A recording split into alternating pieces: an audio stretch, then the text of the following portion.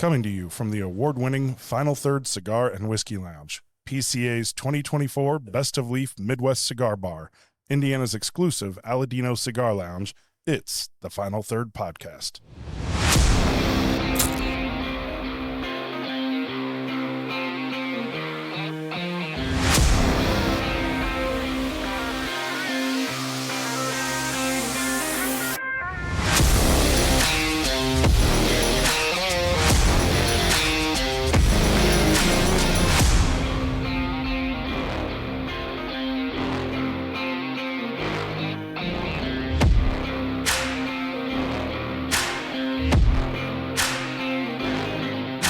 Welcome back to the Final Third Podcast. I'm Rob. I'm Mike. And today we have a special guest. We are actually on site at Rudys in Fort Wayne. And we are here with Joe, the GM of Rudys. And we're going to be talking a little bit about what's going on up here in Fort Wayne. If you haven't been up here, this is, in my opinion, the best cigar shop in the entire city. You definitely need to come up here and check it out. They have a really good selection, which we'll talk about all that too. But today, what are we smoking? We are smoking the Cro-Magnon from Roma Craft. It's the cranium size. We just got these in a few weeks ago. So Roma Craft obviously has had the Cro-Magnon for a long time. They reblended it and just released it. It was kind of thing at the trade show last year. So it used to be Connecticut broadleaf. They didn't have the aging tobacco they wanted to do to keep continuing and keep the quality level up. So they switched it over to a Pennsylvania broadleaf. So Okay. If people remember the old Cro-Magnon and say, oh man, it's going to be worse, it's fantastic. It's really, really good. People are like, well, is it better or not? It's really, really good. It tastes, I think, a little bit stronger, in my opinion, than the old one did even. But it's great. Smokes well.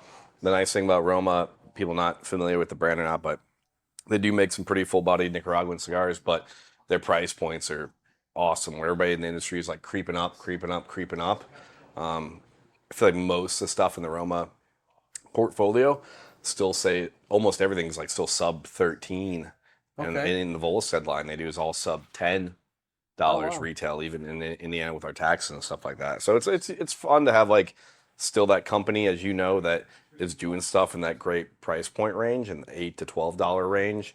Whereas I feel like every cigar that comes out that's new, it's like, oh, that's a $15 cigar, that's a $16 cigar, that's an $18 cigar. Everybody's coming out with $40 cigars. So it's nice when you can bring something in. And I feel like customers a lot of time cringe because they're like, okay, tell me how much that box is going to be. And you're like, oh, no, box of 24 is like $220 or $230, whatever. They're like, oh, well, that's okay. Like that's weird because, again, everything just keeps going up and up. Yeah. Which, I mean, it has to. Boxes cost more. UPCs cost more, labels cost more, everything costs more. But it's nice when you still have a company that keeps stuff at a reasonable price point. Yeah, it's hard. I think a lot of times, and going into like the whiskey world of that too, is a lot of places try to keep.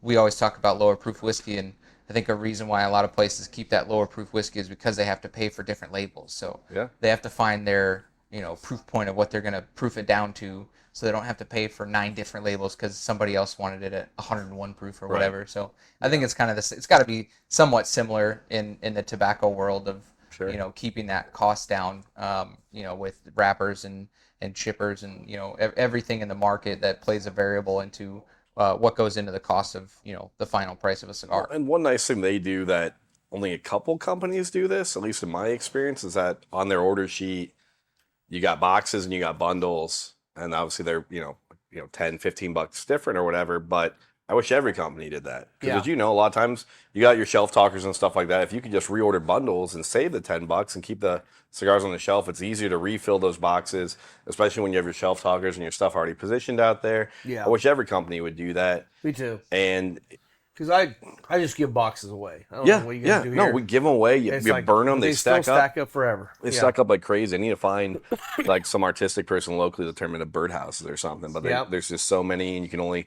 My kids can have 1 million at home, and my wife's like, get rid of them. There's too many cigar boxes at home. But I wish companies would do that, because there's a lot of times where you'll hear, not as much anymore, but coming out of COVID, when the boom was big, a lot of companies would say, hey, we don't have boxes for it, but we have the cigars. Well, and I would say, then ship me, I'll figure it out. Ship me a bundle. I can take another box and print something out and put it up there and get them out for people. People don't care. And even customers, like, what are they going to do with that box? Like a lot of customers would Yeah. rather just have the bundle if they could have the cigars in their hand right now. So Yeah. I do appreciate they do that. So across the board, bundles and boxes is a good nice thing they do. Well, it seemed like the box shortage kind of went away for a while, but Yep. I'm starting to hear it again. Mm-hmm. You know, even the factories, like even Aladino that has their own box factory, are having a hard time keeping up with boxes. They're selling Yep. so many cigars, and that's a good thing, except for the fact that, you know, if you're not going to ship them in bundles, we got to get them somehow.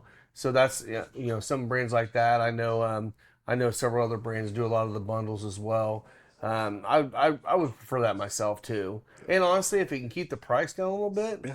heck yeah, you knock a few cents off a cigar, it drops it below a dollar figure. All of a sudden, people think of it as more of a value cigar at that point too. For sure. And we've gotten away a little bit from, you know, the decorative bands. Like most of the Roma Craft stuff is pretty plain, right? Like it's simple. It is what it is. Like it has the I name, will say the It gets the point Neanderthal across. is the most pain in the ass. and that comes at a cost. Now, some of them actually, you know, most of them, if you let it burn enough, you can just slide it off Right. the end. But if you get that one that's tight, it's like, get your freaking knife Or out. glued to the leaf, and then you rip off like Yep. half your wrapper. But like a lot of that artwork stuff and like Aladino's on there too, you know, they have these like super intricate boxes that have artwork on them. Yeah. That costs money, you know, and that's passed on to the consumer. So, you know, Yeah. when they first started putting bands on cigars, it was just to keep your fingers from getting brown, right? Like, so now it's a statement. Now it's Yeah. a piece of art. Yeah, and you know, I love the crown head stuff. I think it's hilarious. Yep. Like they still do just like on the Tennessee Waltz and the Yellow Rose, and stuff, that they only do the footband. Yeah. So the minute you take that off, like And it's like a silk wrap. knows. nobody knows what they're smoking. Yeah. For me, I don't know. Footbands to me are just dumb. Like any of them, because it's just decorative. They throw it on the bottom, and it's the first thing Yeah. you're going to take off. And if you're at an event with people that aren't regular cigar smokers, you're going to see them try to light that up through the band half the Right, time. Or yeah. I've seen that. Especially if it's a Drew Estate black one. Oh, where yeah. You can hardly see it anyway. Well, again, I've been at events where people will light up the cedar on a Fuente, Yeah. like cigar. Like they'll start smoking it with the cedar on. You're like, no. Like, they're like, oh, there was a guy I think it was last year, and it was like at a country club event or something like that. And he's like, this cigar tastes really weird, and he's just smoking it with the cedar on. I was like, oh my god, I'm surprised his face didn't light up. I said, no, you got to take that off. He's like, oh yeah, I thought it tasted really weird. Tastes much better now. That tastes much Much better. with that off of it. Well, we also brought up a bottle of the Peachtree. I know you guys have had this. I don't have any new barrel picks yet, so next time I get a new one, I'll bring it in so we can share some bourbon while we're doing it too. Sure. Rob made a Keurig cocktail I over did. there. So I'll let you pour however much yeah, you want. Sure. So they have, it's kind of cool. They have it's literally a Keurig cocktail machine here. And I'm like, that is kind of a really cool concept. Obviously, it's only for, are we even allowed to talk about this? Sure, yeah. So, Okay. So above Rudy's, and if you're here and you see me and you want a tour of it, so above Rudy's, we do have a private lounge called Maduro's, where people pay for a membership annually, and they come up here. They have like 24/7 access above it. Okay. Fort Wayne city limits, you couldn't have a proper cigar bar here. Like you can't smoke and serve in the same place. Come on, It's Fort Wayne. It's a Fort Wayne city ordinance. So, Damn it. I know. So, you know, obviously where you guys are at, and then like in Indy, you have these grandfather laws or these laws outside of the city of Fort Wayne. Yeah. You can have a real cigar bar, but here we had to make this private. And then outside we have a big beer garden, but like in the wintertime we'll enclose areas and heat it so you can still smoke out back in the winter and stay comfortable. But for year-round members, we had to kind of make this loophole, I guess. It's not a loophole because Yeah. it's legal, but we had to make this private lounge up here. So Yeah. yeah.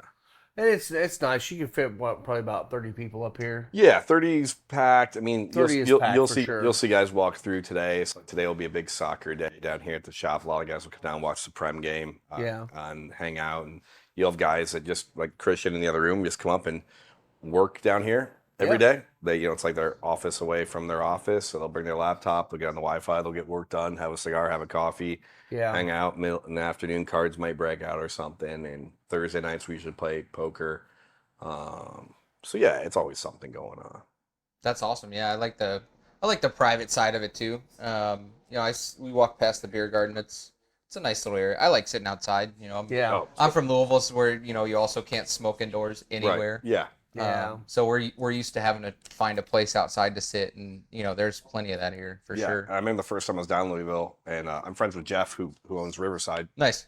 and I stopped by his place, went to Louisville. We were there for a basketball game, and then I'm looking around and I'm like, there's no cigar bar, there's no place to smoke like Yep. in Louisville. Nope. So then we went right back across the bridge Yeah. and went to, winded down at Jeff's place that night. Yeah. But it blew me away. I'm like, bourbon, cigars, cigar bar, Louisville's got to have something, and they don't. And it's just so weird. Every city, every county you go to, everybody is so different. You go to some big cities, and they're like, oh yeah, we have a cigar bar, but it's like BYOB.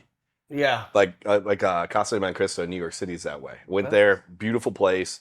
Go in there, have a cigar, And bring your own alcohol. and I see people drinking. I'm like, oh, I'd like to order a drink or whatever. And they go, oh, well, we don't serve here, but there is a liquor store like 2 doors down.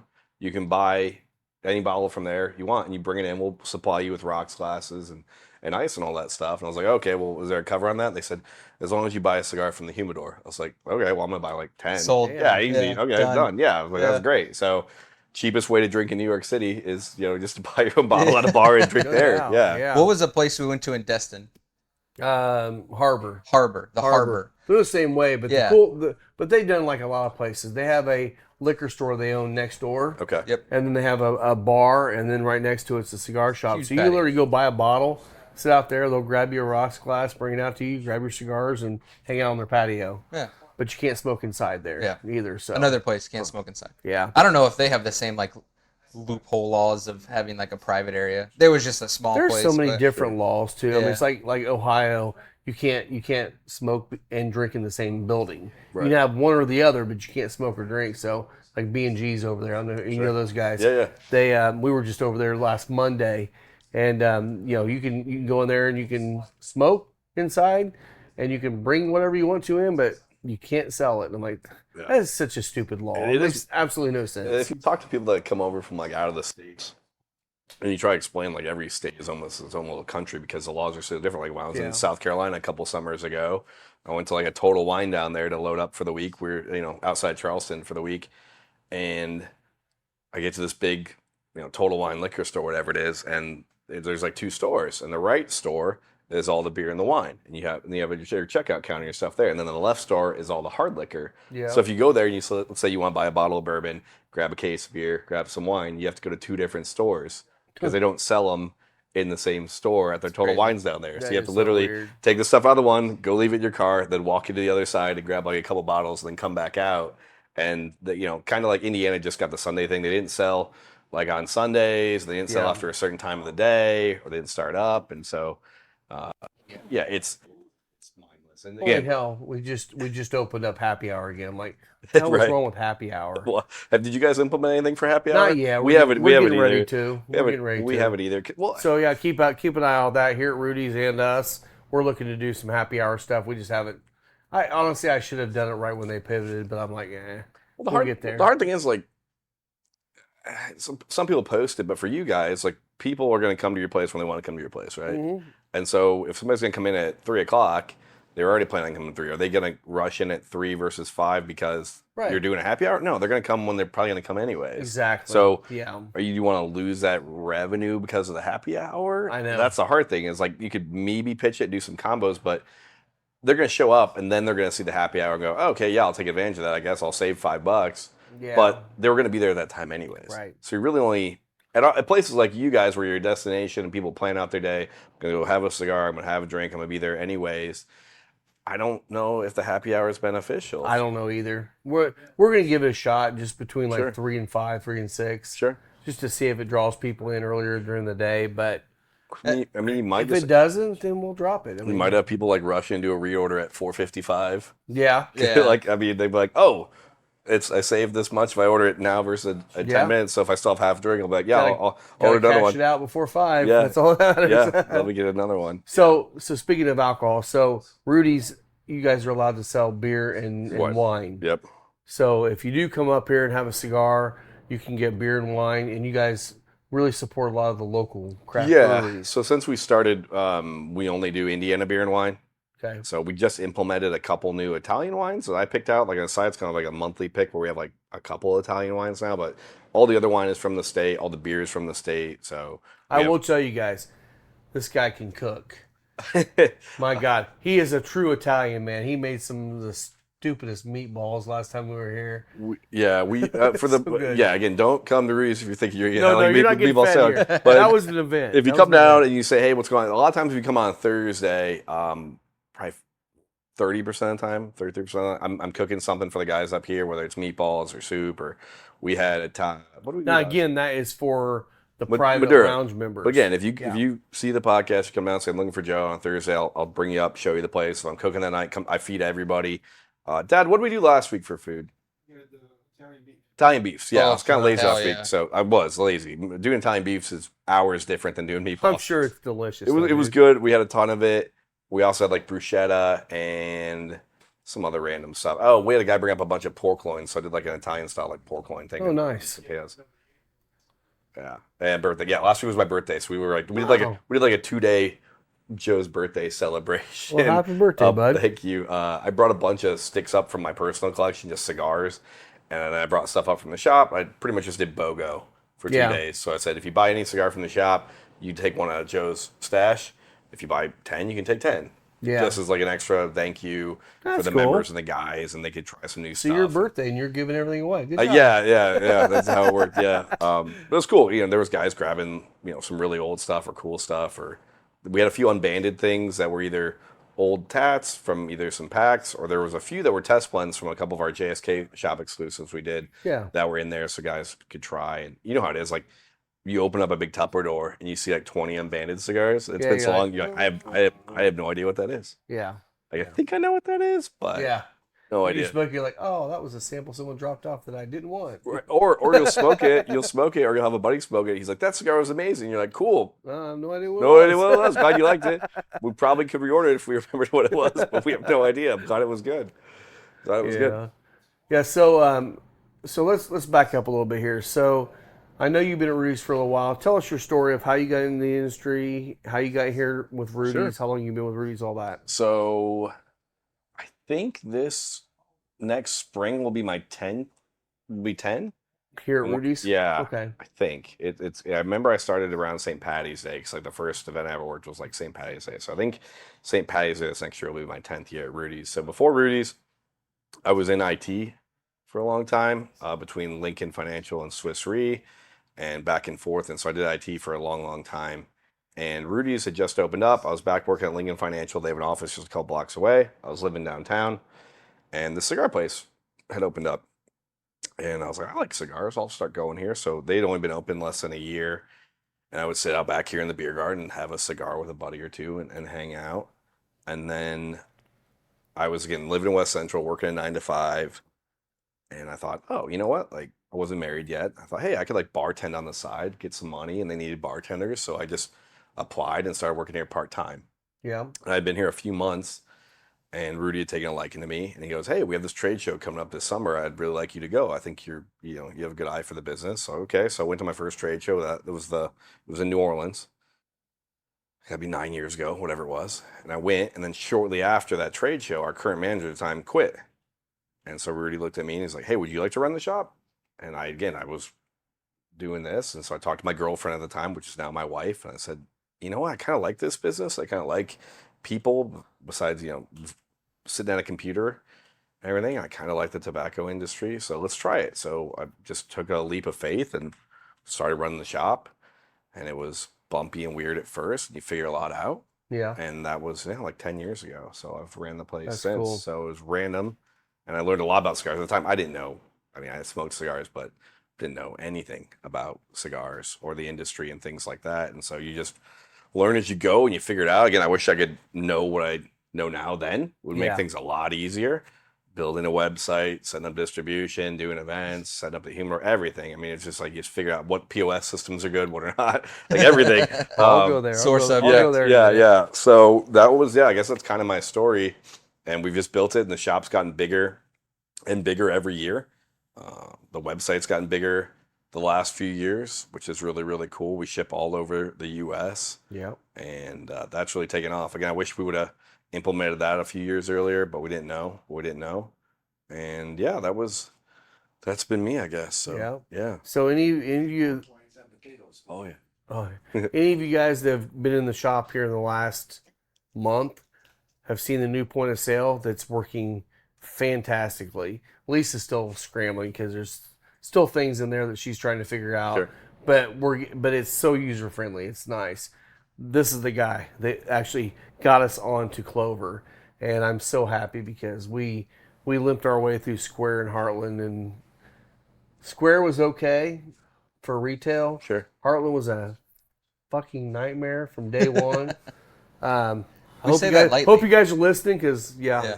but Clover's been great. We had a few hiccups beginning, but that's always going to happen when you're Sure. implementing information. But it's so easy to use, reporting everything on it. So this is the guy to think on that. And the rewards program that we already had set up is working fantastic through that.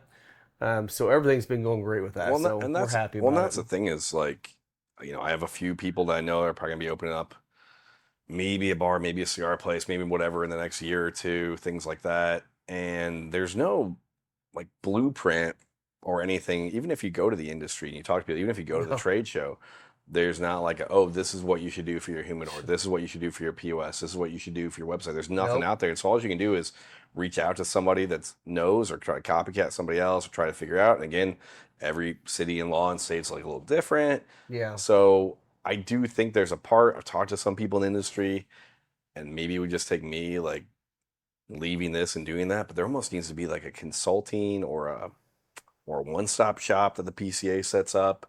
I know they've tried to partner with some POS systems in the past to have at the trade show, and none of them are ideal or great in my opinion. No. But they don't know though either. Like the people No. that the great people at the PCA that put on the trade show and do this stuff, they don't run a shop or work at a shop. Right. So they don't know. They just hear, oh, that's a POS system. We'll put a booth for them.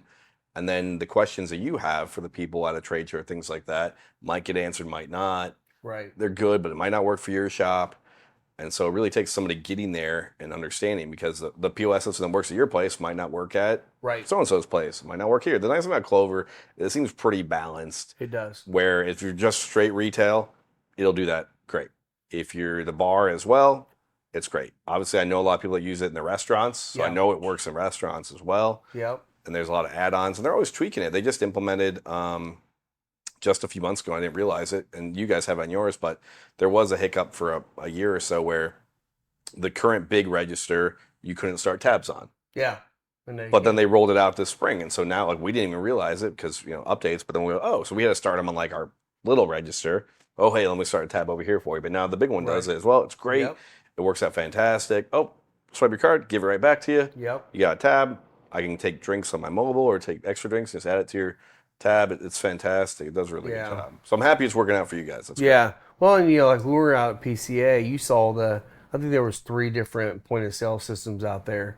And if you're a retail cigar shop that has cigars for sale, anybody's point of sale will work fine. Sure. Because it's literally like one item in, one item out. And that's all I saw out there. Mm-hmm. There was one system was a little bit more customizable, but it was a little scary because everything you'd ask him, he's like, oh yeah, I can make that happen. I'm like, but you haven't yet. Yeah. It doesn't exist yet. But it seems like most of them are really geared towards a cigar shop as opposed to a place that sells liquor and does other things as well. Well, and you have to, and Don, who we set you up with, and his company is great because there's not a ton of companies out there that do the high risk stuff anymore. Like high risk, they say, obviously with cigars or tobacco, it's a high risk product. So you'll run into, sure, we want to sell you a POS, but you also have to then find a banking or people that are going to run the cards and run the processing, and those might not always link up. When we built our Shopify website, I got it all set up, and I was really excited for it. I was about to launch it, and then Shopify came back the next day and said, oh, you can't process tobacco. Yeah. I was like, you just let me build a website. They're like, well, we won't process it, but here's 2 third parties that you'll link up. It'll be seamless through us. You have to apply through them. But again, you don't know till you know. So I was like, oh, okay, great. So I applied through them, got it set up. So now it works. If you go to our website, you can buy. It's great. You don't even know that somebody else is processing it. But again, if somebody was going to get into it, they wouldn't know that either. Right. They're just going to see website built by Shopify. Yeah. And then once they get done and they've already spent days and days building a website, Shopify is going to go, whoa, no. Can't do that. I can't do that. And that's a problem with a lot of the sales reps too. Some of these people that are repping these register brands, POS brands, may not have been doing that for the last 5, 10. So they don't even know. Like Rob said, like dude's Oh my sitting here God. promising this stuff, and like you're never gonna get it because surely the architect can do it, right? You send it to your solutions guy, and he's gonna make it work. Yeah. Well, it's not really how tobacco and alcohol works. Enjoy live harness racing action at Harrah's Hoosier Park, Tuesday through Saturday through November 30th. First post on weeknights is 6:15 p.m. and 7 p.m. on Saturdays. Also enjoy the Hop Bebop concert series to go along with racing on Saturdays with local musical acts live from the Hop Outdoor Recreational Area from 7 to 10 p.m. Admission is free. Harrah's Hoosier Park, premier gaming in the heart of the Midwest. So everybody, also, this is Rudy. This is the guy that started Rudy's here. We've been talking to Joe, and Joe's been running the shop for Rudy for, you said 10 years now? We're trying to think backward. I think 8 maybe. 8? Well, no, I think St. Patty's Day next year will be 10. Okay. Because I think it'll be St. Patty's Day will be 10. So I think I'm at 9 and change right now. We're trying to think. I mean, God, it's been a while. Yeah. Yeah.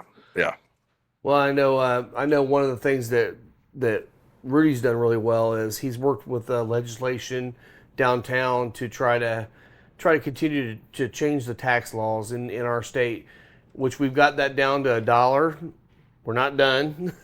We're working on that still, but he's been very, very adamant on getting down there and actually talking to the legislators and trying to get the understanding of what this tobacco is compared to the other things out there. So appreciate you doing that too. So We're meeting with one of the legislators tomorrow. okay.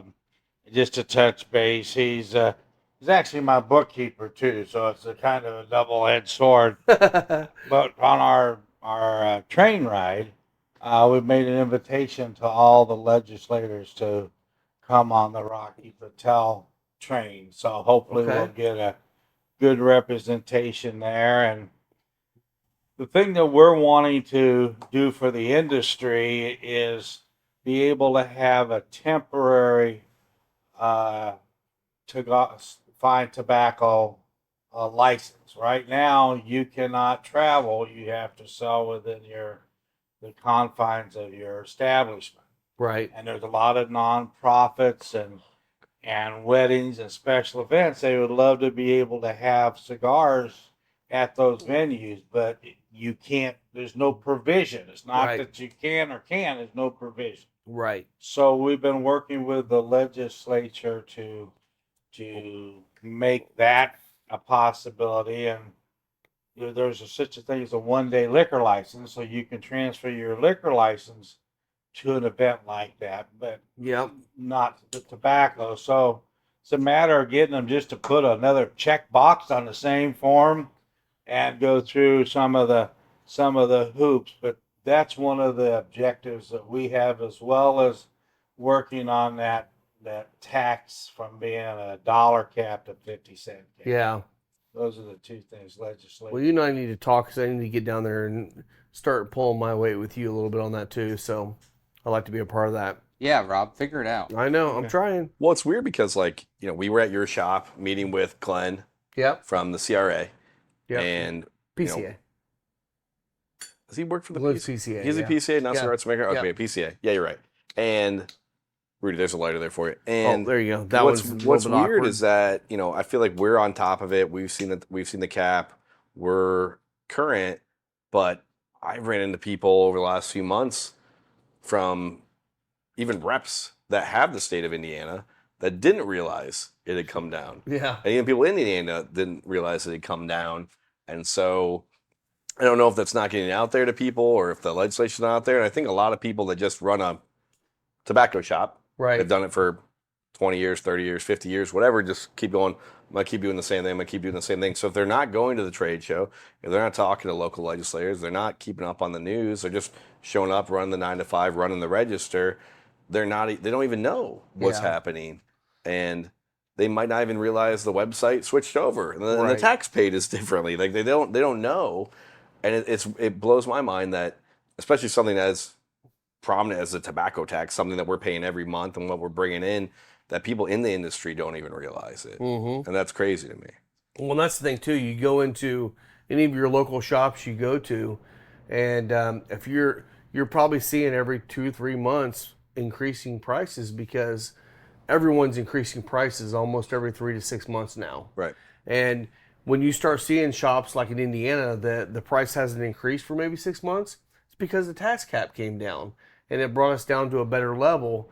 Now prices are still going up because everyone's putting an increase in, but that's just cost of shipping and labor and everything they have to deal with coming into America and all that stuff too. I get the price increases, but if you do see your shop and you're like, oh man, the prices have been pretty solid for 6 months, it's probably because the cap has been put in place. And the hard thing is, you're a big Aladino shop and you have a stock of their stuff. But like, if you had bought, let's say you bought a ton of Aladino last year and you still have some of the stock, well, you paid that 24% last year. Now the new stuff's going to $1, but like you might sell boxes in inventory. Yeah. We do, where we go, well, yeah, it's a $1, but that box, those boxes, those all came in at the 24% last year. Yep. And now the tricky thing in reporting that is you have to really put your thinking cap on and go, for us, when we ship stuff out of the state, we get that rebate back. So we got to sit there and think and go, what came in on the new cap, what came in on the old cap, right? All that stuff. And even when you're thinking of your pricing,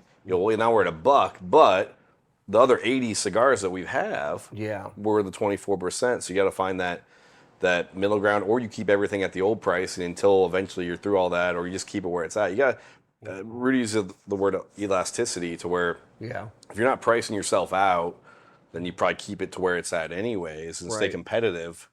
And you probably we don't get a lot of, I don't hardly have anybody complain about the price of a cigar. No, we don't. And if they did, then you say, okay, well, buy it online then, I guess. Yeah, I mean, there's brands like you said, like the Roma Craft line or McAuliffe line. You can buy cigars sub $10, and they're great cigars. Mm-hmm. So there's, if that's where your wheelhouse is or your dollar figures are, that's where you go. So I'm surprised about the elasticity. A guy came in, not a big cigar smoker, he said, but I want a good cigar, $19. Yeah. And so he threw out a price, and well, I remember I'd never paid $19 for a cigar, and now that's kind of the a common threshold for a good cigar. That's my price. But we talk about all the time, like 8, 9, 10 years ago when I started working here, we didn't have $20 cigars. Ooh. There wasn't really anybody in the industry that was hardly doing a $20 cigar. It just wasn't. When we brought in like the Byrons and the Atabays a million years ago, that was like a sticker shock, and people come in and go, oh, a $40 or a $30 this, and that was crazy, and there was nothing even close to it. And now, like we said, we probably down there have 20 cigars over $20. Yeah, probably at least. I'm with you about that. And it's crazy how the industry shifted from everything was $8 to $12, and now it's just gone up, and people will still buy it. Yeah. But 10 years ago, you never would have carried 20 cigars at over $20. You never would have sold them. No. You would have laughed at you. One of my favorite ones is still going to be the Tabernacle from Foundation. Oh, yeah. I've been smoking that for years, and now I go to Covington actually to Party Source. Is that what it's called, Rob? Yeah. Or by New Riff. Yeah. Man, I don't know what they're doing over there. Oh, they're losing money on cigars. That's what they're doing. They're making so much money on alcohol that they don't care what they're selling their cigars for. Because I'm picking up a Tabernacle Toro for, $13. I'm buying bundles of those from them. I think ours are $13.99. Really? Yeah. Oh, wow. I'm taking some home then. Okay. Yeah. Most other places in the Indy area, they're $19 to $22 right now. I know for a fact our Toros are $13.99. I'll have to check my price. I know mine's a little high because I have to buy it through a broker right now. Oh, okay. I haven't set up an account with Foundation directly yet, but I will. Yeah. But then you get into like some of the Fuente stuff that's 45 to 60 or 70 now. Like it's insane, like the way that some of this stuff has increased so greatly that 10 years ago that was still a great cigar like the Opus X, but like it wasn't $65. Well, I do.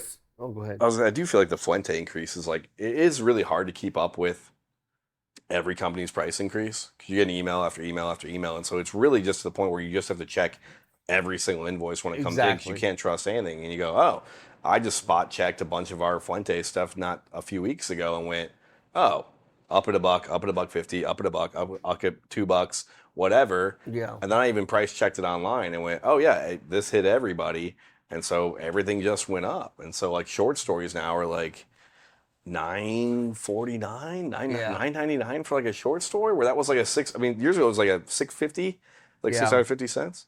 Where everybody in the industry, in the retail industry, has to be aware of that inflation creep can bankrupt us because we know when we get a price increase that we raise the price there. But everything in our inventory that we're selling below that, Yeah. we have to replace it at that cost. So our Right. replacement cost, we don't have the cash flow Right. to replace the inventory we have with the higher prices. So we got to do it across the board early. And as soon as there's a price increase on our next shipment, we got to bump up this last shipment, or we won't be able to replace the cigars. And people don't realize that. You just don't think about it. And it's easy to be lazy. We've had this price sticker on our POS system, and the new cigars come in. He just puts them in inventory. You're and like, oh, doesn't it's even only look. 50 cents. Yeah. And you realize down the road, like, oh, there's a shit ton of money we just lost. Yeah. Yep. Joe just had a thing. We were going to raise the price on our beers 50 cents, and it never happened. About 6 months we had it. And he made the comment, well, all right, 50 cents a case of beer, that's $6. Well, when you look up for the whole year, that was about $1,800. Exactly. 50 cents Sure. of beer. So Yep. that's following that.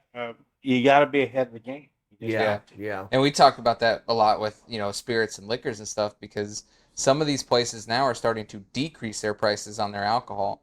And it's hard to decrease your price. It's way easier to increase your price. Yeah. So, because it's thinking of what you just mentioned, what do you do with that stock that you purchase at this premium price and you're trying to drop the price of a bottle by $8 to $10? It's like, it's going to sit on the shelf because the liquor stores aren't lowering the price of that. No. They're just charging what they had it for. And then, when they're out, then they're going to start going to the new price. But people are going to wonder why the one that's in the back is $10 cheaper than the one that's sitting up in the nice glass case. Like, so it's hard to tell people that, and people don't understand that is the cost that is going to make or break a small business. Like, Yeah, a small business, and again, a liquor rep has hundreds of different bourbons that you're going to buy from them, or hundreds of different beers or things like that. So them dropping the price on one certain bottle, it's not like you're going to have a rep come in from Buffalo Trace and go, how dare you, you're devaluing our brand. They don't care. They still get the bottle. But there are a lot of cigar companies out there, and good for them, that will price protect their product. And that's what we want. We want companies that price protect, because we can't compete with Thompson, CI, whatever. No. And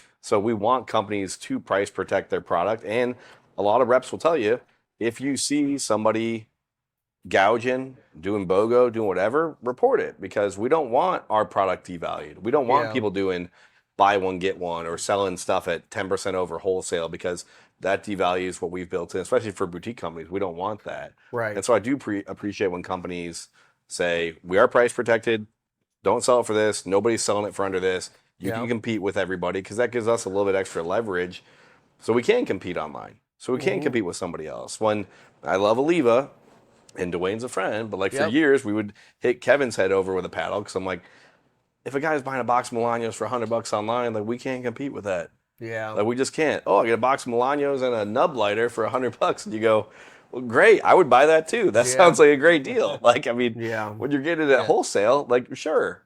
I just gotta feed your family. And like Rudy says, like, I don't blame them for doing that. Like, no, I don't blame a guy if he loves that cigar and we're selling it for $16 and he can get a box of 10 for $100. Like, I think a lot of that is the mentality, and I know you guys have it here too, but we have a very young clientele in our place, and I feel like the younger people have gotten back to understanding the value of supporting local, and they want to go to local restaurants. They want to go to someplace, not the chains. They want to go to local cigar lounges, and I feel like most of them are like, I'd rather pay an extra $10, $15, $20, whatever, for a box of cigars by buying them through you than to buy them online now. Yeah. And I'm like, I think that mental change is starting to happen again. And we need that for places like ours to stay open. I mean, again, you can buy them online all summer long, and then winter hits, you're like, well, shit, I don't have any place to smoke my cigars now because it's too cold outside. that's what we're here for. Well, and support us all year long. well, We'll take care for of the you. people that just want to have a drink and one cigar. Yeah. Like we all know that a box purchase for a normal Right. customer is a big deal. They can't spend $200 to $300 on a box all the time if they want to, but they can grab a 5-pack or one or two, and maybe they don't have a big humidor home. And so that's most of the consumers that we see, like and you see on a daily basis. They're grabbing one or two, unless it's an event. They're grabbing a few, they're grabbing a drink, and they're hanging out and they're smoking that. And so to have a place where they can just buy one cigar and have a drink after a ball game or on a nice night, that's what we're here for. Yeah. And yeah, sure, we love it. We get really geeked when anybody buys a box. Like, of course we do. Well, there's been a couple of changes. One has now become more mainstream, but we competed with those early on. Well, somebody's not going to buy a box for $100 more from me than online. Right. But they're in there, they'll buy a 5-pack. Right. They want to get a few cigars now. So Yeah. we started putting, way before the industry did, everything in 5-packs, and that way the local people would buy more from us Yeah. and be happy with the 5-packs. But now that Indiana is requiring all the large internet sales to charge the Indiana tax. Thank you for finally doing that right. Right. And we have found with Padrones that when they go to Famous Smoke and they see this great price and they still think they're buying it at that price, but when they go to check out, Yeah. it's when they add the tobacco tax, the sales tax, and the shipping, Yeah. and they realize when they see it from the bottom line, some of them don't even notice the bottom I know. line difference, but when they do, they compare the price and gee, they can come in here and get it for $5. It's like it's like buying something off of Ticketmaster. Yeah. Or like an Airbnb. Yeah. Like an Airbnb, you're like, oh, $130 a night for 2 nights. And It you get to the is checkout, you're like, oh wait, $400. it's $800 for 2 nights? It's $130 a night. That's what the checkout is. You go, oh, it's $150 It's a a box. $500 Yeah. cleaning fee. Yeah. That's how they sneak it in. And that's how the tax kind of it looks for people on those big websites now in Indiana is that you go, oh yeah, it's a great deal. Boom, boom, boom, boom. Yeah. Now it's not. Maybe I should go check out my brick and mortar. So really, you guys did not catch that.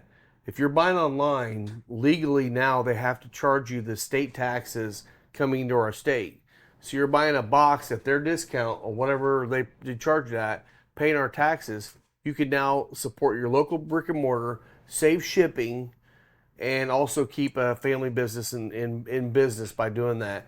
And honestly, either save money or break even. Well, and, Yeah. and then come And out. I know you guys do a lot online. We do. And same way. You can buy online at Rudys online, and I mean it's a good way to do that. Or come down at your local event. Like people go, well, if the box is the same or it's a little more, but I come down on an event night, Yeah. and the company has swag, freebies, buy 3 get 1, all that other stuff. Like if you don't need that box right now, and you see at your local place there's an event coming up, buy at the event because if you're paying a little bit more, but you get a lighter and 5 free or something like that, like Right. that's great. Everybody that buys online has dealt with the quality control issue. Oh yeah, always. But when that cigar is shipped so many different times, that transition affects that cigar when you receive it, and many of the times, the big companies are getting the leftovers. Just what's Yes. left on the shelf, they need to get rid of it, moving.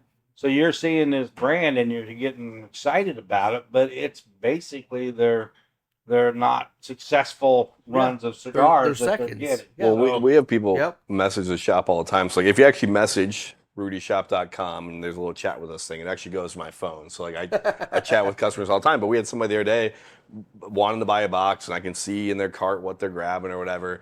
And they said, well, I want to buy a box of this. Like, how have they been stored? And I said, they're in our humidor. Like they're at our shop. They're like, oh, so these are good quality. These are fresh. I was like, yeah, I'm literally grabbing it off the shelf to put in a box and ship it to you. Like it's in a humidor. Like we take care of our stuff. Like it's not at some warehouse somewhere who knows where. Like these are literally coming out of our humidor to you. So yes, they're taken care of. Like, Yeah. we smoke these every day. How's your Chromags, by the way? Final Third Cigar is Indiana's exclusive Aladino Cigar Lounge.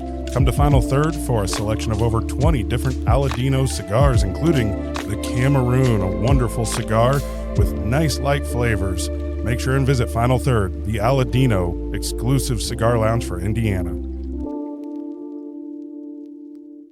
I was It's fantastic. I was gonna go to that. I feel like I've had the old Crow Magnums. Yeah. And I do feel like this has a little bit more strength, a little bit more body on it.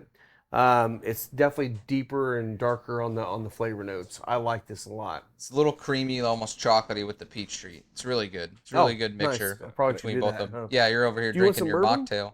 I'm good. Thank Okay, you. okay, no And problem. again, this is the cranium size, which is kind of like a Toro, I guess we'd call it. Again, love Roma Craft. Skip if you see this. Sorry, but like they do have crazy names for all their sizes. So thank God everything's UPC now. But I think right now at the shop we have the cranium, we have the knuckle dragger, and the mandible. The mandible is kind of like a nub size. You'd call it like a 4x60. Yeah. Okay. And then the knuckle dragger is like a skinnier nub on that. So great sizes. That's all the 3 we have in right now from them. They're on the website. The craniums are on the website. We just got a shipment from them. But we love Skip. We love Mike.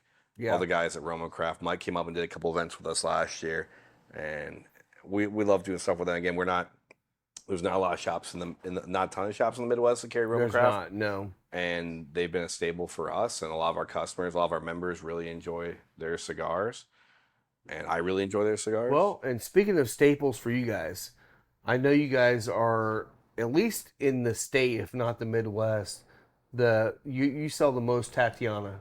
Or I'm sorry, Tatuaje. My God, no, you're my good. God, You're good. Tatuaje. We started So- drinking at 11. You're so- good. I did, yes, I did. Yeah. No, it was actually, it was funny. I was on a Facebook group the other day, and there was a guy that I think I posted a picture of a Tatuaje, and a guy commented back and was like, well, how is this similar to like the Groovy Blue? Because he thought it was Tatiana as well. And then luckily I didn't have to, but the other person commented and said, I don't even have Tatiana. I don't know what the hell I came up with. but I'm somebody sorry. else commented back and said, no, it's Tatuaje. They actually spell like Tatuaje out. It was like different companies, Tatiana, Tatuaje. And so, yes, it's awesome. And then Fill It Up down in Chicago, and then probably Casa and Ann Arbor. Those are probably the 3 biggest. And then you Yeah. do have, they just changed the name, but Tony's place over at, it used to be called Havana House near yeah. Akron. Yeah. He sold it. I forget the name of the new company, but those are probably the 4 biggest tat shops in the Midwest. We sell a lot online, so if you're ever looking for tat, we have like the Kahonu books out there right now. I think I have like 2 of those left with a limited edition Kahonu book where it was Oh. 12 Tuxlas Yeah. and 12 Corojos. We I have have to like check it 2 or out. 3 of those left. Those are awesome. Those might be gone by the time you guys hear this. We always get the monster releases, but yes, that's always been a big company for us, and we love Pete. Pete came up and did Yeah. train with us. Yeah. And you hung out with Pete the I night did, before. yeah, the night before, and Yeah. that was kind of a cool experience. So if you guys, and I want you to talk a little bit about that. So they do this training experience, and Pete Johnson came up, hung out the night before with the lounge members and all that stuff, and then actually went on this training. So tell us a little bit about the training experiences, and I know you got one coming up here soon too. So the cigar training kind of came to fruition a couple of years ago. There's a few guys that were friends of the shop. We knew them, Kelly Litch and Chris Homko, that were the heads of this Indiana Historical Train Society. And they were doing these great rides through Indiana where you get on these renovated, restored trains, go through the countryside, wine train, fall train, whatever. And they had a couple open air cars. And they said, hey, it'd be really cool if people could smoke a cigar in these cars. So they teamed up with us, and we put cigars on a couple of these cars, and people would ride for a couple hours and have a cigar. And after doing a couple of those rides, they said, do you think there'd be an audience if we did like a whole train? Like smoking on every car on this train for a few hour ride. And we said, yeah, let's try it. So we did. The first big one we did was Eric Espinoza. Mm-hmm. And we had a few different ticket levels. And the train ride leaves from Pleasant Lake, Indiana, about 45 minutes north of here, goes all the way to Hillsdale, Michigan, get off at Hillsdale Brewing Company, have a great lunch, hang out for a couple hours, and then take the train ride back. And it's an all-day experience with, again, different ticket levels. Like the base ticket, you're getting the open bar and the food and a couple cigars. Then you have like a box ticket and a VIP. And so that was our first one. Eric came up, and when we pitched it to him, he was like, yeah, sure, I'll do it, bro, whatever. And then so like Eric. and then he gets there for the event. Real train? And he goes, oh, it's a real fucking train? I was like, yeah. Like, Eric, we talked like for months about this. Like, what do you think? He's like, I don't know. I didn't know if it was just like us selling cigars on a train car or some shit. He's like, we're going to get on that fucking train? I was like, yeah, Eric, we're going to ride this train. He's like, all right, bro, fuck. All right, let's go. And that was our first one, and it was great. It was awesome. He was singing karaoke on the train. He was singing like Piano Man with the piano guy. It was really cool. It was great. After that, we followed it up. We had Lee from Stolen Throne and Amanda McAuliffe came up. So we did like a McAuliffe Stolen Throne train. Right after we did that first train ride, Yeah. 3 weeks before the trade show in Las Vegas. It was 1 week. wow. 1 week. It was like 1 week. We did like it was like damn. July 1, and then like the next week was the trade show. And wow. Our social media blew up in our little market, but Eric posted it on his global. Oh, And wow. when we walked to Vegas, we were like celebrities. Everybody came up, you're the train guys, you're the train guys. And we had 4 owners of companies come up to us and say, I want to be on your train. And I go to the Rocky Patel booth, and I've met Rocky twice in my career. And he comes up to me and grabs my hand. He says, look me in the eye. I'm looking him in the eye. I'm looking you in the eye. And next year, I'll be on your train. And I said, okay. He says, let me introduce you to your Indiana rep. So he puts his arm around me and takes me, introduces me to Jeff. Yeah. And we met for the first time with Rocky introducing us. And he's followed through. Pete Johnson wanted to be on the. Yep. And now we have Nick Perdomo is wanting to be Perdomo, on, yeah. and we're getting Could be. number of other. Could be. Yeah. So we are planning our plan right now is to do 2 big ones a year, spring and fall, like we're doing this year. We did Tat in the spring. October 12th, we're doing the Rocky Patel train, so tickets are on sale on rudyshop.com. And you still have tickets available. Yeah, we were almost out of VIPs, actually. We had a VIP Okay. come through last night. If you look at the VIP ticket, you get this gorgeous Rocky Patel travel case with the rocks. Have you guys seen those? I have No. not. You'll have to try to attach a picture to the video or whatever, but it's this like gorgeous, it looks like an old like briefcase. And it opens up and it's got rocks glasses, a place for a bottle, and it holds cigars, has a cutter lighter in it. It's this party case. It's awesome. Cool sell. Yeah, we need And- that. Yeah. And so we had some for an event years ago for like a Rocky event. Probably last year we had a few of them. But the VIPs get that. They get a box of new gold label and they get a box of 60. And I think And a bottle of bourbon. and a bottle of bourbon or scotch. So And a again, pull-up case. the retail Wow. the retail value is like over $1,100 for that VIP, but it's on sale for $750. So for That's $750, crazy. you're getting, and you get 10 cigars in the case. You're getting 50 cigars, cutter lighter, bottle, rocks glasses, all that stuff for the And travel that case. includes your ticket? And on includes the train? open bar and the food and all that stuff. Wow. So there's only maybe That's a hell of a deal. 5 VIPs left, but even the middle ticket at $375, you're in a box of Dark Star, a 5-pack, a cutter lighter, the lunch, and all that on the open bar, and then you have the base ticket where you're still getting a Humi pack and all that stuff. This is enough to touch foot, but that's what Yeah, we'll get the photo. that's from what you the and put it travel up there. case looks like. Oh, badass. One- That's cool. And one of our Dude, that's crazy. one I of love our that. members up here was so enthused with the first train, he wanted to get involved in it. And he helped out and bought 2 Barnum and Bailey circus train cars that carried elephants. No shit. So Oh, they're wow. big cars. There's about 6 fans going down to keep Yes, the I'll elephants cool down, and then they had higher metal content to handle the weight and an extra axle. So those cars are just solid. Yeah. And he's restored those and made them into beautiful This is- modern. One is a cigar lounge with leather chairs like we're sitting in, and a Looks like a bar. cigar It's got a lounge, doesn't it? handicapped bathroom. And Oh my God. it's Yeah. gorgeous. insane. So that's the VIP car. That's it can very only That's another hold picture. 28 people. Is that on Then your the second Instagram? car he Yeah. made into Well, a 2 lounge instead. car Damn. that's got, it's all modern again, but it's That's got a train car. tables and chairs, and that can hold 40 people. Yeah. Wow. So on our VIPs will be sitting in the cigar lounge car. That's cool. And then attached to that is a first class car. That's the other restored car that's more tables and chairs type of environment. And so that holds 40. So those 65 people will be an outstanding, very smoothing ride car that are And- an experience just to be in those. And if you well, look, and if you send look, us those pictures because Yeah, I'll so throw them put up it in there. there. yeah. So if you they're out there. So if you go look Okay. at our tickets on our website and you look at the VIP ticket, like they're all out there. But I can What also is say, the website? So rudyshop.com. Okay. It's rudyshop.com. Right when you go to rudyshop.com, at the top it says buy Rocky Patel train tickets here. You can click it, and it's You got gotta the pic- check this out because We'll have a I mean QR it's like going code. to a high end cigar lounge on a train. yeah. I mean that's pretty awesome. It- October 12th. October 12th. Again, if you guys want to do a traveling a podcast for the day, Dude. go, be on the train. But That could be it's fun. it's really cool that Rocky's doing Oh, it. What'd you do? No, it's still going. I said lost, but I don't see the screen, so Rob it's still lost. recording. Rob lost his Nope, sobriety. I'm good. I'm good. It's really cool that Rocky's doing it. It's pretty awesome that we've had these owners of companies on. I think we are looking to have like a Perdomo train next year with Nick Perdomo. We're also looking at another train for the spring that we'll hopefully announce after this train. But right now, you can still buy tickets for the Rocky Patel train. It's going to be a great day. Gosh, I may have to come up there and do that. All right, so if October we were 12th. to join you on October You want us to 12th, be the media team for your. I'm saying if our crew could come up and be a part of that, we could just take a couple of the handhelds and we just do a live podcast from the train. Yeah, interview people, interview Rocky, be on the train. It's great because, again, it's got about 2.5 hours up to Hillsdale. So you got time to have a cigar or two, have some drinks, have some hors d'oeuvres, and then we have a full lunch in Michigan, hang out for a couple hours, and then you take the ride back. So you leave at like 11, you can get back at like 6.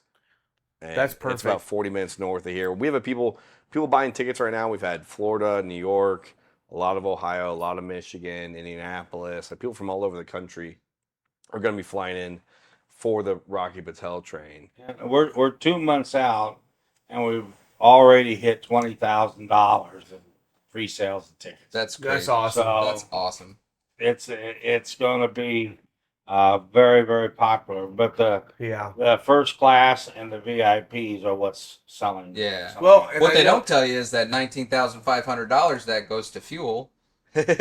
Running a train is $10,000 to $15,000. We got out front. Yeah. 20,000 isn't Yeah. a lot of Yeah. money. We're paying. We're Well, running the train. and you might you might go to the website and go, man, these are expensive tickets. But we tell people like, on our base ticket, even on all the tickets, again, that VIP, you're getting 50 cigars in the case. Yeah, and the 2 rental stuff. boxes. Like, there's not a lot of margin on stuff. Like on our base ticket, people go, oh, $225 to whatever, and I go, yeah, like I think on their last train, like I told people, I was like, you realize like we're making like $14 on that base ticket. Yeah. Like, but by the time we pay the train, the staff, the food, the booze, the cigars, everything included, I You're was like, barely breaking even. right. And so Yeah. we're trying to keep these as down. We're your because we want- celebrities, right? Yeah. And Well, you're exactly right. That's one of the things that I think a lot of people don't realize is when you do these big events, you're basically doing the event to break even.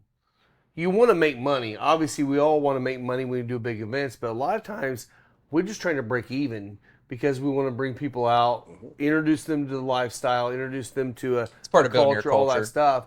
Right. Because I mean, when like Tatuaje comes, when Pete was here, you buy a box, you get a chance to get this box, you get all these discounts, all these free cigars. I'm like, these guys are giving away a lot of free stuff. They're not making money by giving you away free shit. Right. And it's like, it really is a way to do something special with your friends or whatever else, but also realize this is not making them, 50 grand on this train trip. No. what we did with this particular trip is every package that you get, the VIP at $750 or the first class at $450. I think the middle one's $375, and then you can add on for the first class of whatever $425. Something like that. Okay. But you can also buy a companion ticket Right. for $199. Oh, sweet, yeah. So you and your wife both don't have to spend $750 for the VIP. Right. You buy one at Yeah, $750 and the party Pretty much gets just like for Neo and- $199. Yeah, we just had a guy from Michigan last night buy the VIP with guests, so it was $949, but that's the VIP with a guest. So for $199, your companion can come on. They still get the food, they still get the open bar, they get the whole experience. And so, if you had a buddy and hey, we're getting 50 cigars, Split them. let's split them down the middle. Yeah, it's pretty much a 25, plate fee. 25, 25, Yeah. and we pay $475 a ticket. But we're both VIPs. You can do that. That's and key. and Yeah. so people can do that. For the past rides, we did like a single, a double, and a 4-top for people, and those were pretty popular on the Espinosa train. The Espinosa train, all the boxes were focused around the knuckle sandwich. Yeah. So you had your knuckle sandwich ticket, and you just picked Connecticut, Habano, Maduro. Yeah. And that was what and again, as you know, like with these companies you're working with, their portfolio is so big. So what do you pick? With the Tat train, we're like, we'll do blacks, La Michione, and surrogates. Like those are your box options. For the VIP, you're all getting a box of 20th and then a box of Pete's exclusive one-offs, plus ones, which were just his personal stock of these Escassos that he had. But you can't, you'll have people email and go, well, can I get a box of this? And you're like, I mean, we can't open up the whole menu. No, Like, it makes it way too hard to set up on the website. Then you're bringing stuff in. You got to simplify it. And so for this one, we did box price. Last year, the new release was the Dark Star. So for the box ticket, you get a box of Dark Stars, a 5-pack cutter lighter. I haven't had the Dark Star yet. It's really good. I haven't either. It's medium. It's good You to got do. that downstairs? Yeah. I'll have to Yeah. grab I one. know. I got to Before take some Tatuajes home because we were just talking about that on the way up. It's like nobody Yeah. in our area sells Tatuajes. We do have a Yeah. lot. We got all the Cajones right now, all 5. If you Yeah. include the 2 new ones, we have Broadleaf, Habano, Sumatra, the 3 originals. And then we have the Tuxla, which is the San Andreas, and we have the Corojos. We have all 5.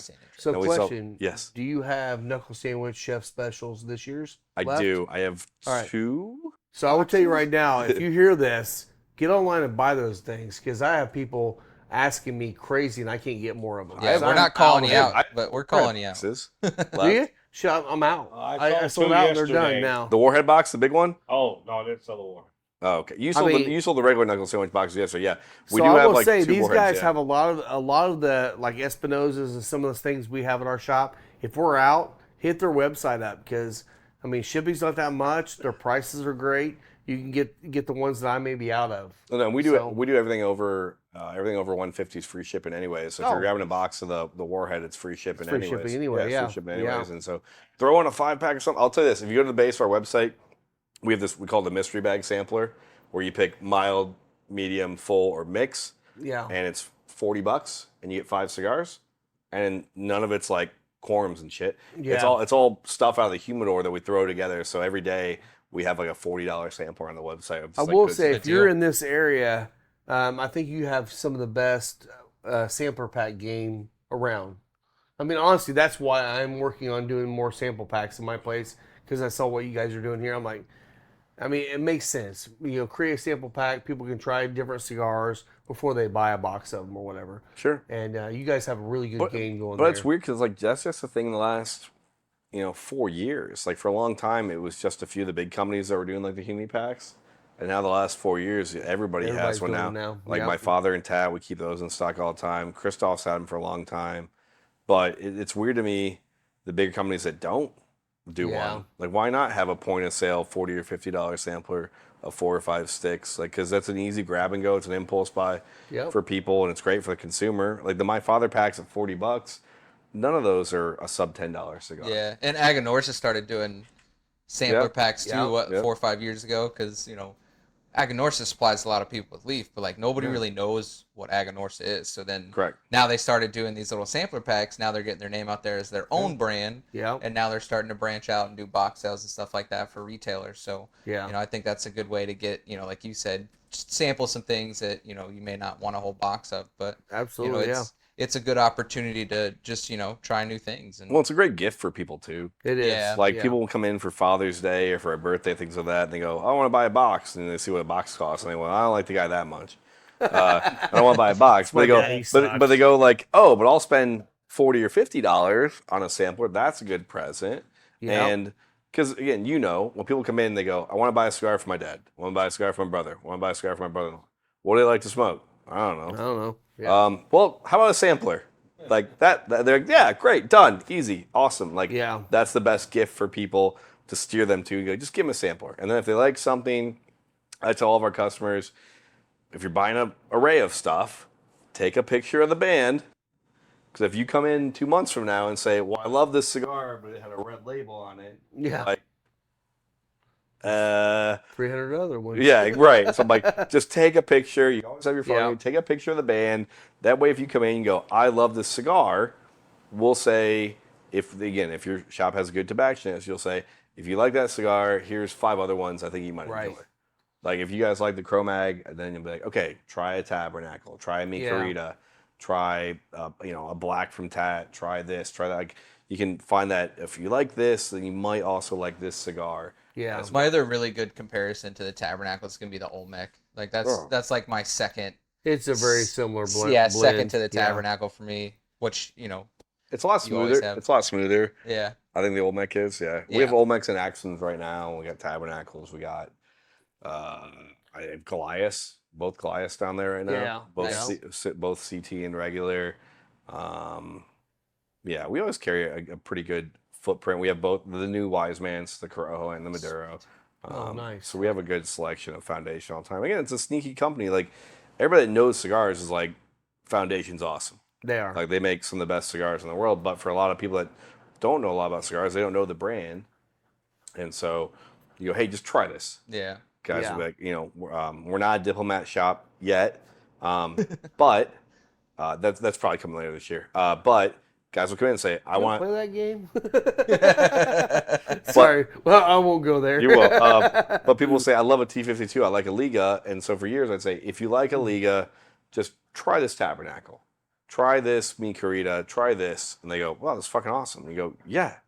Well, that's the guy that made the Liga. Yeah, Like, Nick Mohilo made that cigar. exactly. And he makes this cigar, and he uses amazing tobacco. It's a good Well, there's a reason why you look at the Dunbarton stuff, you look at the Tabernacle stuff. It is in that same world. Yeah. And if you can't get Ligas, you can get those in a lot of shops. And cheaper. So and usually a lot cheaper. Yeah. Cheaper, and they're always Yep. there. I mean, if you Yep. go to a shop that carry, like us, we carry Dunbarton and we carry Foundation all the time. Yep. And guys come in, they want a Tabernacle. We always have Tabernacles. You want Mi Queridas? We always have Mi Queridas. We have both of them. We might not have every size. And you've seen the size of our humidor. It's not very big. So, Yeah. like, I would love to carry 4 facings of Mi Querida, but we usually stick with, like, 1 Yeah. of each blend because it's just, you're just, Shelf space. So let me Oh, ask God. you this: so if someone came in, and I know you have your online presence, which Mm-hmm. actually probably has more than what's in your humidor right now. right, Probably a lot more. right. If someone came in and said, "Hey, I don't see it in your humidor, but I need this, but it's on your website," can they come in and buy? Yeah, always, yeah. We always So say, there you go. Same I would thing. say, come in, we'll ring you up, get the price, get your name, address, Save your shipping. and then we'll have it in. I had a guy yesterday. He wanted a few boxes of Oliva, so we didn't have at the time, but it's what we carry. And so he put his name and number down, and so he's getting some Oliva stuff that we didn't have on the shelf. He wanted a couple boxes of nubs and a box of the V Maduro Toro Especial. Yeah. And so, yeah, we'll order that in for people all the time. Like, if we have knuckle sandwich like Maduro Robustos on the shelf, the guy's like, I really want Toro. Well, it'll be in 4 days or whatever it is. We can get that in. Yeah. No, knock on wood, it's not back ordered from Tyler. But yeah, we'll always order it in for people, get it in. We try to keep the stuff in stock all the time.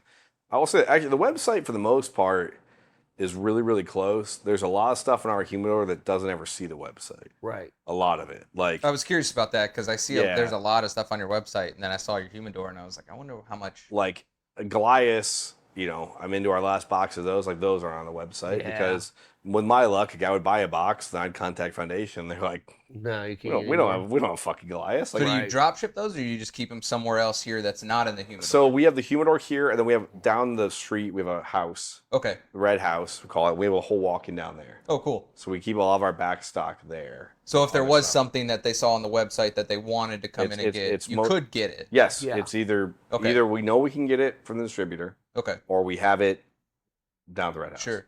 That's Like- cool too. The Harbor did that. The one in Destin, like Yeah. they had a nice. I mean, hell, their humidor is huge, and they still had, their humidor is probably this size, and they still had another house that Yeah, housed like all their back stock. the Kahonu books I was talking about. Yeah. Like those are That takes, that Those are takes up nice. shelf space. Yeah. Yeah, I think, So- and again, what am I gonna? I can't put like that book on the shelf with a price point on it because if you open it to show people, somebody's gonna grab a single out of it. Right. That happens every time. If you put a sampler on the shelf, like the My Father, remember the My Father selection sample had the 5 Toros at the cutter lighter? Yeah. I would come in on a Monday and there'd be And one one cigar out one. of it. And I'm like, Yeah. God damn it. Are you, like, what? Like, Yeah. really? Like, somebody. And again, the people at the register don't know. They just see Jaime Garcia getting rang up. Yeah. Scan They don't the realize video. it came from not the box, but the sampler. And then you come in, the Right. sampler's missing a cigar on Monday. So I keep most of our samplers closed Yeah. with maybe a picture on the outside of it, or it's on the website. Yeah. That's Yeah. the easiest way to do it because if you put it on the shelf, somebody will come in after a ball game, after 5 beers, and they'll say, "Oh, just take this cigar." Like, Yeah. yeah, cool. Exactly. Yeah. So I know. You got Rocky coming up. Do you have any other events coming up here at the actual shop? Yeah, Rainier, the owner of HVC, is coming in next week. Oh, cool. So we're doing an HVC event next week here on Thursday, like to close out the month. I think we're gonna do like a Black Label event in September, maybe an Espinosa event in Okay. September. Still work on those details. We have a cigar dinner September 23rd at there's a martini bar There's a few blocks from here called Club Soda. There's this Fort Wayne Cigar Connoisseurs dinner. The tickets are on sale. Not through Rudy's.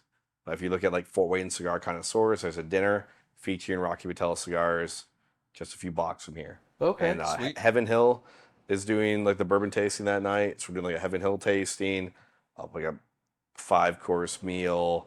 Good. You get like 6 Rocky Patel cigars, and the ticket's like $165. Yeah, we're That's not huge bad. fans of Yeah. Heaven Hill. Yeah. Heaven Hill is actually sponsoring the lounge now. Okay, so you're for getting us. like Heaven Hill, Rocky cigars, a dinner for like $165 on the Good. 23rd, and then the Big Rocky train. And then in the middle of all that, we're not sure on the date yet, but then we'll be dropping the Espinosa cigar.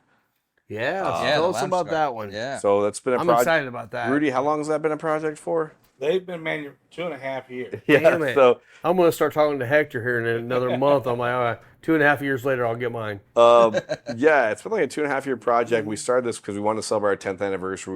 We just hit 11 years, but it's the Rudy's 10th anniversary cigar. Made at AJ's factory through Espinosa. The blend Hector came up with. We did a few test blends for that. Come with it, medium bodied, really good. The band's awesome. We'll have to get you guys a picture of the band. I know you've seen it, but it's a play on the Tin Caps local baseball team and Hell yeah. Rudy's face on it. So we're supposed to be seeing those cigars. Oh, there's Nate. We're supposed to be seeing those cigars in September, and then dropping them a few weeks after that. So we're hoping for a release date in late September, October, some time frame. So hopefully it's not like too close to the Rocky train, so we don't hit everybody with like all the good shit at once. But we'll try to space that out. So yeah, that should be 10-count boxes. Should be a good price point. I'm not sure the final price on that yet. Probably gonna be in the 120 to 140 range for a 10-count box. It's a really cool project, and it's gonna be a regular production thing for us going forward. It's not gonna be like, oh, here's 100 boxes, like they're Nice. gone. It's gonna be a staple of the shop for years to come. So it's gonna be the Rudys Shop exclusive 10th anniversary through us. That's gonna be awesome. Should be Yeah. cool. It's a Toro. It's a banger of a cigar. So did you guys get to pick out like the leaf and stuff that We you didn't. wanted to use? or- We kind of what we did was we gave Hector threw him a bunch of darts at the wall and said, "This is what we kind of were thinking for a blend." And he set up like, Well, we had 3 of his best cigars that we enjoyed those blends. Sure. Took that blend and just added a different leaf to tweak that. So they were already tested very good smokes that were on their main line, and they just by tweaking a few leaves, they just gave us that little uniqueness. we kind of That's came nice. in and we're like, Nice. we were thinking, we're like, okay, take that Espinosa Habano, and then take that knuckle sandwich where you guys are doing. Let's get something right in the middle of those two Oh, flavor profile. Nice. And then they sent us up a bunch of samples of what they thought was closest. We smoked them blind. It was like labeled 1, 2, 3, 4. And we both came back the next day and we're like, it's that one. That's the one. That's awesome. And then, they made those cigars 2 years ago. So they've been sitting at AJ's factory for 2+ years. Wow. Done. So when those land, those cigars have been done. We've just been waiting on bands and boxes forever. So when those land, those cigars are going to be ready to go. Like, these cigars have been rolled and done for 2 years at AJ's factory. So And Hector is a amazing blender. He does Yeah. a great job. If you guys are interested in meeting him before you see these cigars coming out September 4th, he's going to be at our lounge. he'll be down there? Just coming to hang out. Oh, awesome. It's not going to be an event. It's just going to be him stopping by to say hi and hang out, so you can meet him and see kind of the guy behind a lot of the blends of the Espinosa line. I mean, Eric won't tell you that. Huh? So Eric won't tell you that. Oh no. Hector's like the unsung hero of He is Espinosa. the Like, he does unsung all the hero. work, and then Tyler gets Salesman of the Year every year, and, And then then Eric gets all the- Eric's all the credit. Him and Guy, yeah. Yeah. Half the people they're like novice smokers probably think like Guy Fieri owns Espinosa cigars at this point. Like, I mean, he's selling a shit ton of cigars. yes, Yeah. no, they are. No, they're killing it. I mean, every knuckle sandwich has been so good. It has been, yes. Out of the park, like so good. Like even my problem is like all the limited knuckle sandwiches that come out, as you probably know, even the Warheads this year. Yeah. People were like, "Well, how was it?" I was like, "I didn't fucking smoke one. Yeah. I sold them all. Like Yeah. we shipped them out. Like when we got our first big shipment of the big Warhead boxes, we had 15 pre-orders. We had 15 boxes come in. Me too. And they were gone. They left day 3 one. days. They left day one. Yeah. They left day one, and people were like, "How was it?" I was like, "I don't know. I didn't smoke one." Had Hey. good reviews. I was like, Yeah. people wanted it. How was Yeah. the new show special? I did smoke. I smoked 2 of those. They were great. I did They smoke were those. great. Those were They were great freaking because we had fantastic. some singles on the shelf for a minute, but a lot of stuff that comes in, a lot of the LE Tat stuff that comes in Yeah. for us leaves same day, Yeah. and guys go, "Well, how was that?" And I'm like, "Well, do I want to buy the box? A lot of times, Yeah. like, I love Tat stuff, Yeah. but you get to that point where you go, do I want to sell it or do I want to own it?" Right. And a lot of limited edition stuff, I go, look, I got a lot of cigars. I like a lot of their stuff anyways. If a guy really wants it in California, then he can have the box in California. Exactly. Like, Yeah. it's for the bottom line. So a lot of stuff, when people go, well, how is it? You're like, I hope it's good. Yeah. Yeah. I hope it's good. You're What- advising people it is. Yeah. It's a little unique here. There's a lot of things you won't find on our shelves. You won't find an Ashton on our shelves. You will seldom will you find an Upman or a Romeo and Juliet or a Party Upman. insert. Same. And all of those that were the 25 years ago, the name brand cigars. Well, the cigar smokers today and our future cigar smokers are wanting the unique blends and the Yeah. boutiques. And Yeah, so Those we're allocated we're things. building on that and not really wanting to come in and have the traditional stuff that everybody for years has just, that's been their humor. Right. Yeah. Yeah. Yeah. And we try, like, I mean, just because we're business people at the heart of it too, is like, for a long time, we were, no, this is what we want to smoke. This is what we have to smoke. This is what we're going to have in our shop. And we've kind of softened. So same here. I go, hey, right now we have like one Romeo down Yeah. there. And so if a guy comes in for a Romeo or a lady comes in and goes, my husband smokes Romeos, we have one box of Romeos. One We or have two one Cohiba. Cohiba, one Cohiba, Yeah. one or two Cohibas, like this or that. And You listen to your customers. yeah, and you just Yeah. have that stuff to have it, and it still sells like everything else. But and there's been times over the years where I've taken a shot on boutique company X that I thought was a really good cigar, and it doesn't sell. And then you pull that back and you go, you know what? I guess not. Like, Yeah. that's got to compete against, like Rudy's brought up a million times. We have to tell a story with a lot of these boutiques. And again, I'm not trying to say anybody's company's boutique, but like, if I have to say, if a guy goes, well, I'm going to spend $20 today on 2 cigars, why should I buy these 2 over these 2? And you got to tell a story for 10 of your companies. There's going to be a few companies that get lost in the shuffle. A Yeah. Warp, the Black Label, Oh, yeah. Dapper, Yeah. and all of these others. You have to tell them, Yes. Yes. and it's you can only talk about 1 or 2 cigars at a time, and then you've lost the customers. Yeah. And it's fun. yes. And you get geeks. Yeah. Like, it is fun when a customer comes in and they go, oh my God, like, I love Dapper. Like, we carry Dapper, we carry Black Label, we carry Pastania, we carry still some boutiques. Now, again, it's less than we used to carry. Yeah. I'm talking about, if you came into our humidor 5 years ago, you'd be like, oh my God, these guys got Chogies and Patinas. And, like, Yeah. and again, I love Mo, if you see this from Patina, like, I Yeah. love their stuff.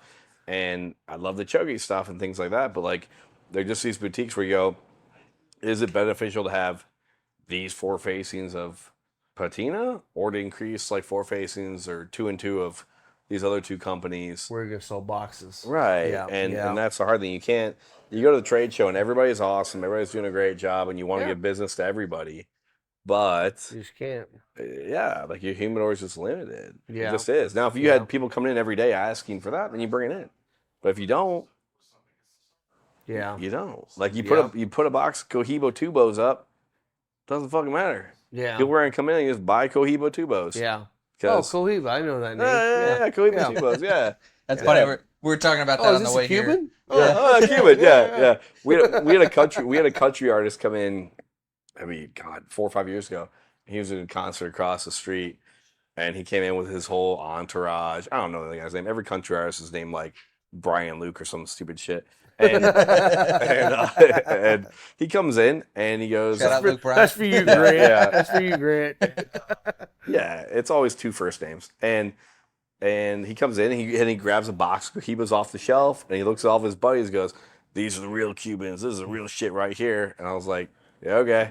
And he bought the whole box for him and his entourage. I was like, I'm not gonna tell him shit. No. And he's gonna pass them out, and he's buying a $300 box, 10-count box or whatever, and he's happy as a clam. Yeah. And I was like, I don't. Everyone's like, man, best cigar I've ever had in my life. Yeah.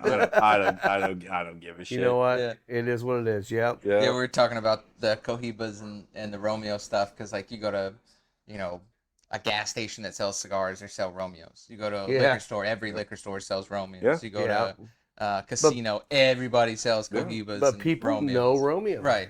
It's And a they face name. sell, Like, that's yeah. it. Like, they pick it up. No, it is. Like, we look at it, you see the stats, and like the Googled names, the most popular names for people in cigars are Monte Cristo, Romeo and Julieta, Yep. Fuente, Padron, but like Romeo and Monte Cristo, Yep. because they also carry names over into social media. You have like movies like Romeo and Juliet, Yep. Count of Monte Cristo. So these carry over. They've been Cuban brands for so long, and then the outside of the outskirts of that, you have like Bolivar Yeah. and things, but like people just know the name. Right. Yeah. They know the name. I remember again years ago, guys like, "Hey, where are your KO cigars at?" KO. KO. KO. KOs. I was like, KO. KO. I don't think we have any KO cigars. He's like, KO Brasilia, KO Italia. I was Yeah. like, oh, CAO. CAO. I was like, oh yeah, they're right over here. But like, Yeah. like you have to understand the language of the consumer sometimes Yes. too, of what they're trying to say. You go, Yeah. Olivia. Yeah. yeah, Olivia. Olivia. Epsinosa. Yep. Epsinosa. Yeah. We had some crackhead come in the lounge one day, and he was like, "I'm a huge cigar smoker." Couldn't pronounce any name in there right. It pretty was bad. Epsinosa.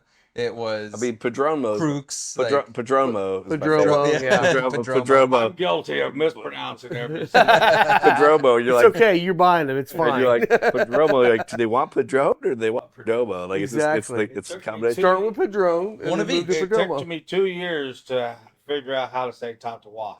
Yeah. And I finally figured out tattoo. Yes. Wah. Wahe. Like I'm impressed. And hey, you're a dumbass for getting it. Tatawa. Tatawahe.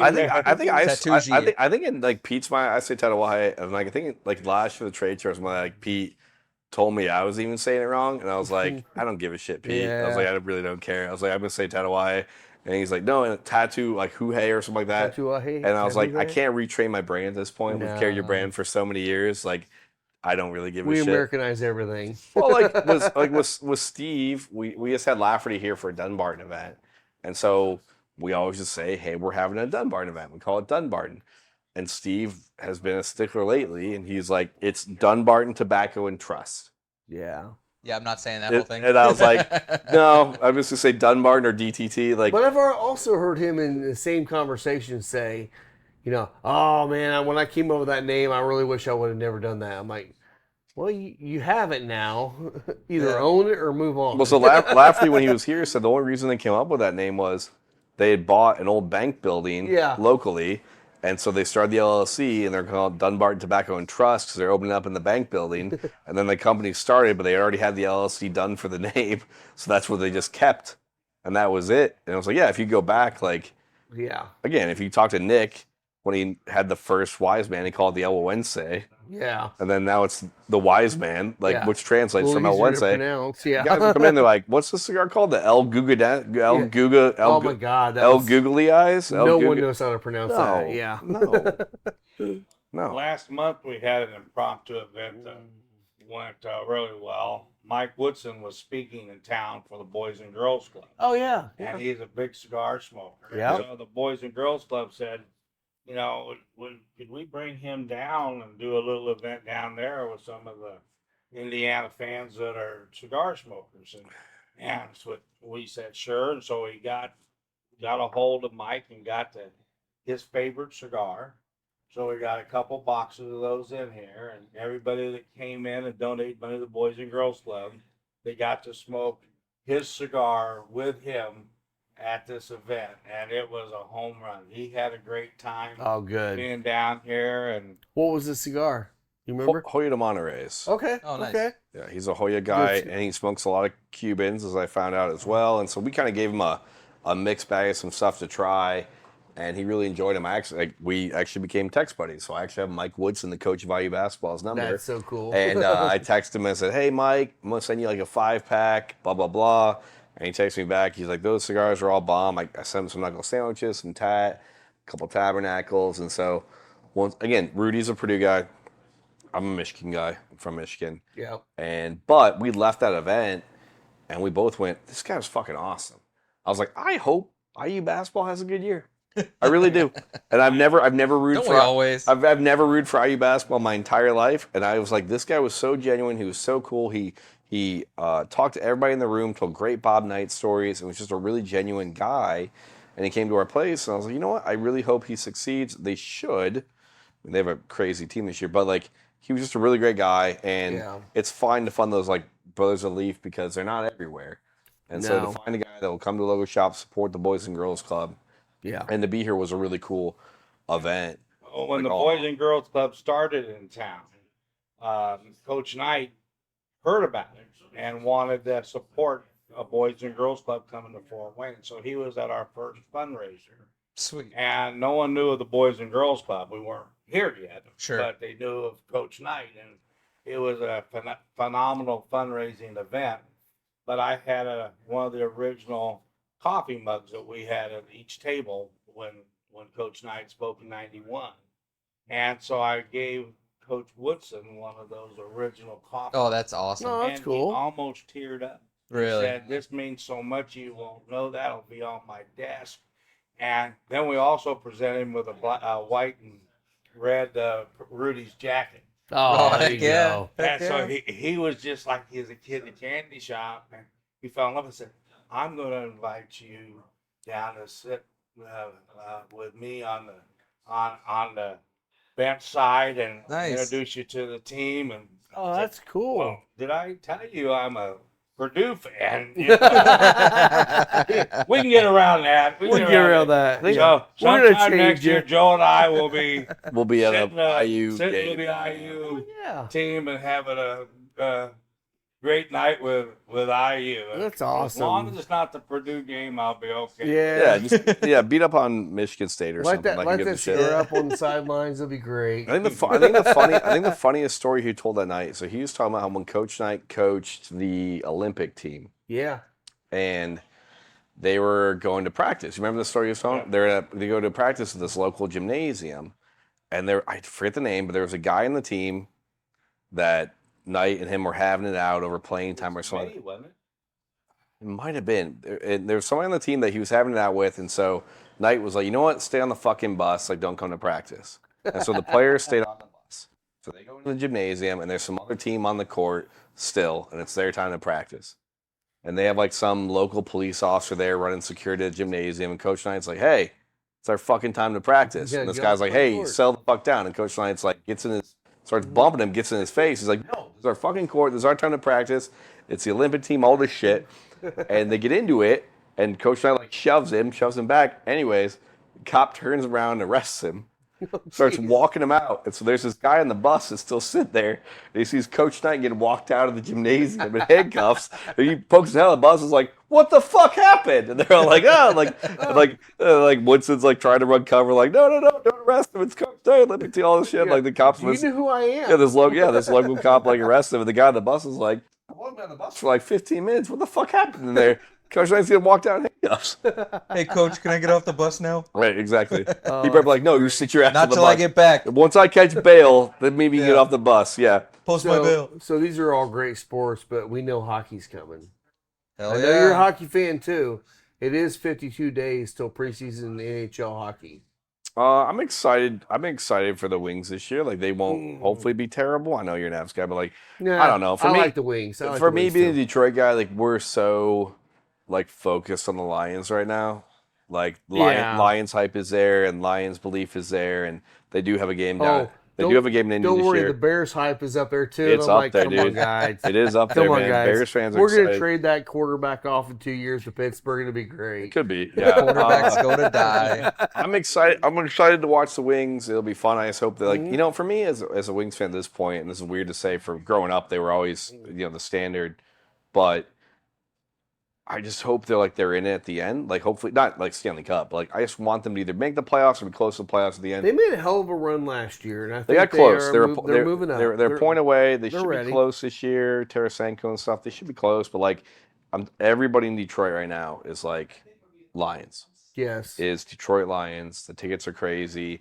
The Lions are like It the just team. takes the Wings to have a good start of the season, Yeah. and people are going to get right behind Hockey them. town. I'll tell you what, like Still hockey town. Yeah. it is, but like in the late 2008, 2009, early 2010s, a lot of people don't know this, but being from Detroit, it is a baseball city.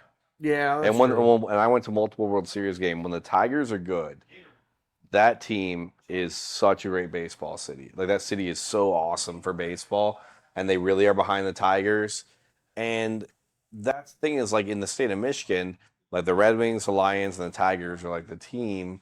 They're split on college. It's mostly Michigan, but it's probably 70-30 Michigan, Michigan State. Yeah. Like everybody's a Lions fan. Yeah. Everybody's a Tigers fan. Yeah. Everybody's a Wings fan. And the Wings are probably a little bit more nationally rooted for. I think they're actually like the first or second rooted for team in the nation for hockey. The Red Wings are for some reason. Whereas the Lions are you're a Lions fan if you're from You're here. regional. Yeah. You're a Tigers fan, you're from here. But the Yeah. Red Wings are like a national team because of the 90s success they had. And they're also one of the the Original first teams six. in. Yeah, they are. Yep. Original six. So, yeah. Joe is a two-time champion of their poker night. Oh yeah. And so the Red Wings put Yeah. on this huge fundraiser, and hundreds of people to get in this tournament, play with all the players at their table and whatnot. And twice he has won this massive poker tournament. So Oh yeah. That's awesome. You got seats, The fir- sweet yeah. tickets and all. Yeah, the first Damn. time I played in it was still probably in the heyday for the team. So like it's a really cool thing. They didn't do it last year. I hope they do it this year. So when the Red Wings ran it, it was through their the Red Wings charity, Yeah. and you pay $400 or $500 and you can bring a guest and you have a whole dinner with like the team. You can meet all the players from the Red Wings team, bring stuff, they'll sign it, all that stuff. It includes your stay at Motor City Casino that night. And then one of you that buys the ticket, like you get to play in a Hold'em tournament they put a Red Wing at every table. Yeah. How many players? There's quite a few There players. was like 140 or something like that. And then, Wow. and so it's like 140 participants, plus they put a Red Wing at every table. And you just play a Hold'em tournament that night. And then there's And you prizes for crushed the them top all. 10 people. Yeah, so the first year I played in it, I won it. And the prize was like a suite for you and 20 people for a regular season game the next season. So I brought all my friends, my family, my dad. Like we all went up and they brought up like a Red Wing before the game to meet. Like Samuelson came up, and you get to go to the game, and That was cool. Now it's just a cash prize. So last year I played in it. The grand prize was like $5,000, and I won that. So I played But it. you can afford to buy a suite if you want to, right? At Little Caesars, it'd be close. That's The true, that's arena, true, that's it'd be true. close. The suites have gone up since the Joe, so it would be close. But it's weird because the drop off was like if you got third, you got like 4 tickets for a game. Okay. If you got fourth, you got like a signed hockey stick. So it was like once you got to that final table, you're like, I gotta fucking win this thing. Like, Yeah. like there's a big drop off from first to fourth. Yeah. Like there's a My big, money is yeah. not gonna. There's a big drop. So equate, yeah, yeah. I've played it 3 times. I've won it twice. I hope they run it this year so I can play it again. That's But the cool. problem is now is like my dad and my mom and other people are like, well, if it comes up, we'll just buy you for your Christmas gift because you're gonna win, right? Yeah. I'm like, it doesn't work that way. It doesn't. It's not that easy. Like That's how the cards fall. Sometimes. exactly. Like Yep. the one year me and my dad went up. The one year I didn't win it. It was like early on, and it was like pre-flop. I got pocket aces, and the 2 people ahead of me were like all in. I was like, okay, all in. And the guy across from me, we both had pocket aces. And the lady over here had pocket queen. She caught queen on the flop. She knocked us both out. Oh, I come out of the jeez. poker room. My dad's like, what happened? It's like, I knocked out. He's like, I thought you were good. I was like, what? I mean, come on. I was like, I'm Thanks, never Dad. gonna play it anywhere different. I'm not gonna play it different. I was like, Nah, it you got- just yeah. didn't happen tonight. Yeah. And I felt bad. So the last time I won it, Kevin was still a rep for Oliva, Kevin McKenna, Yep. and Ivan, our Placentia rep. They came up to Detroit. They were both in the Michigan area, so they came up that night to Detroit. And I said, hey, I'm playing this poker tournament. Why don't you guys come up? Whenever I get knocked out, let's smoke cigars, let's hang, let's drink. So they get there while I'm playing the tournament, and they're hanging out with Rick outside the poker room. And I just want to have a night out in Detroit with my dad. So I thought, hey, if I don't win this thing, we'll go out, we'll have cigars, we'll have some drinks, we'll have a fun night.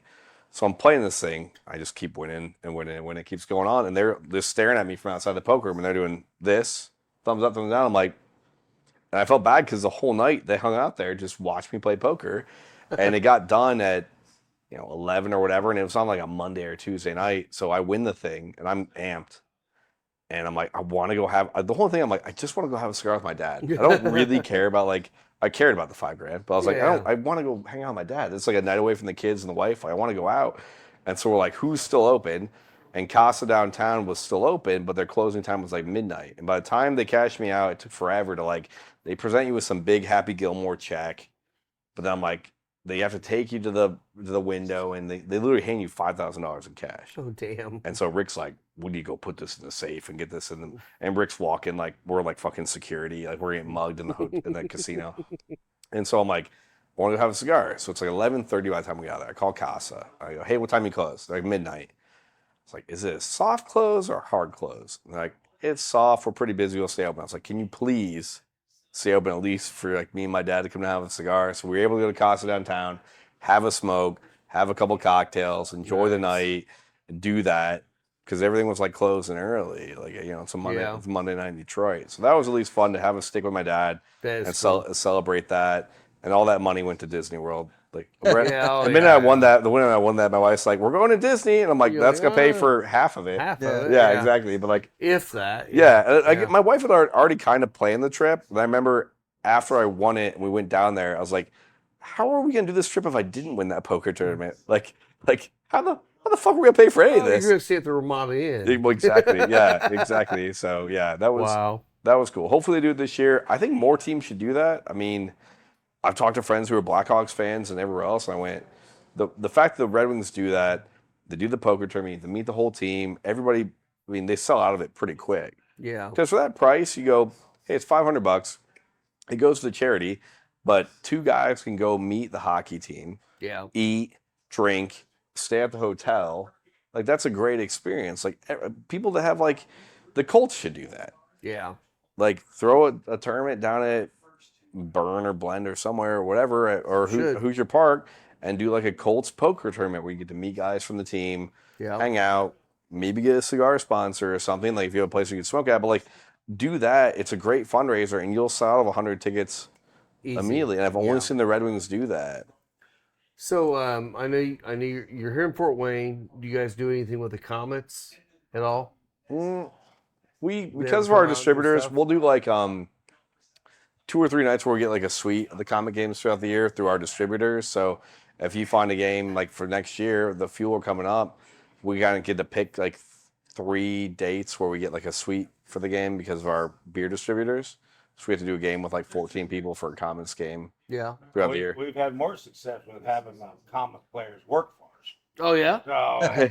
So there you go. Not Comets players, but hockey players. Yeah. Because we have the Spacemen in town, we have the Distilleries, so we get a lot of there's a lot of guys. We have a really good hockey developmental area here in Fort Wayne. Yeah.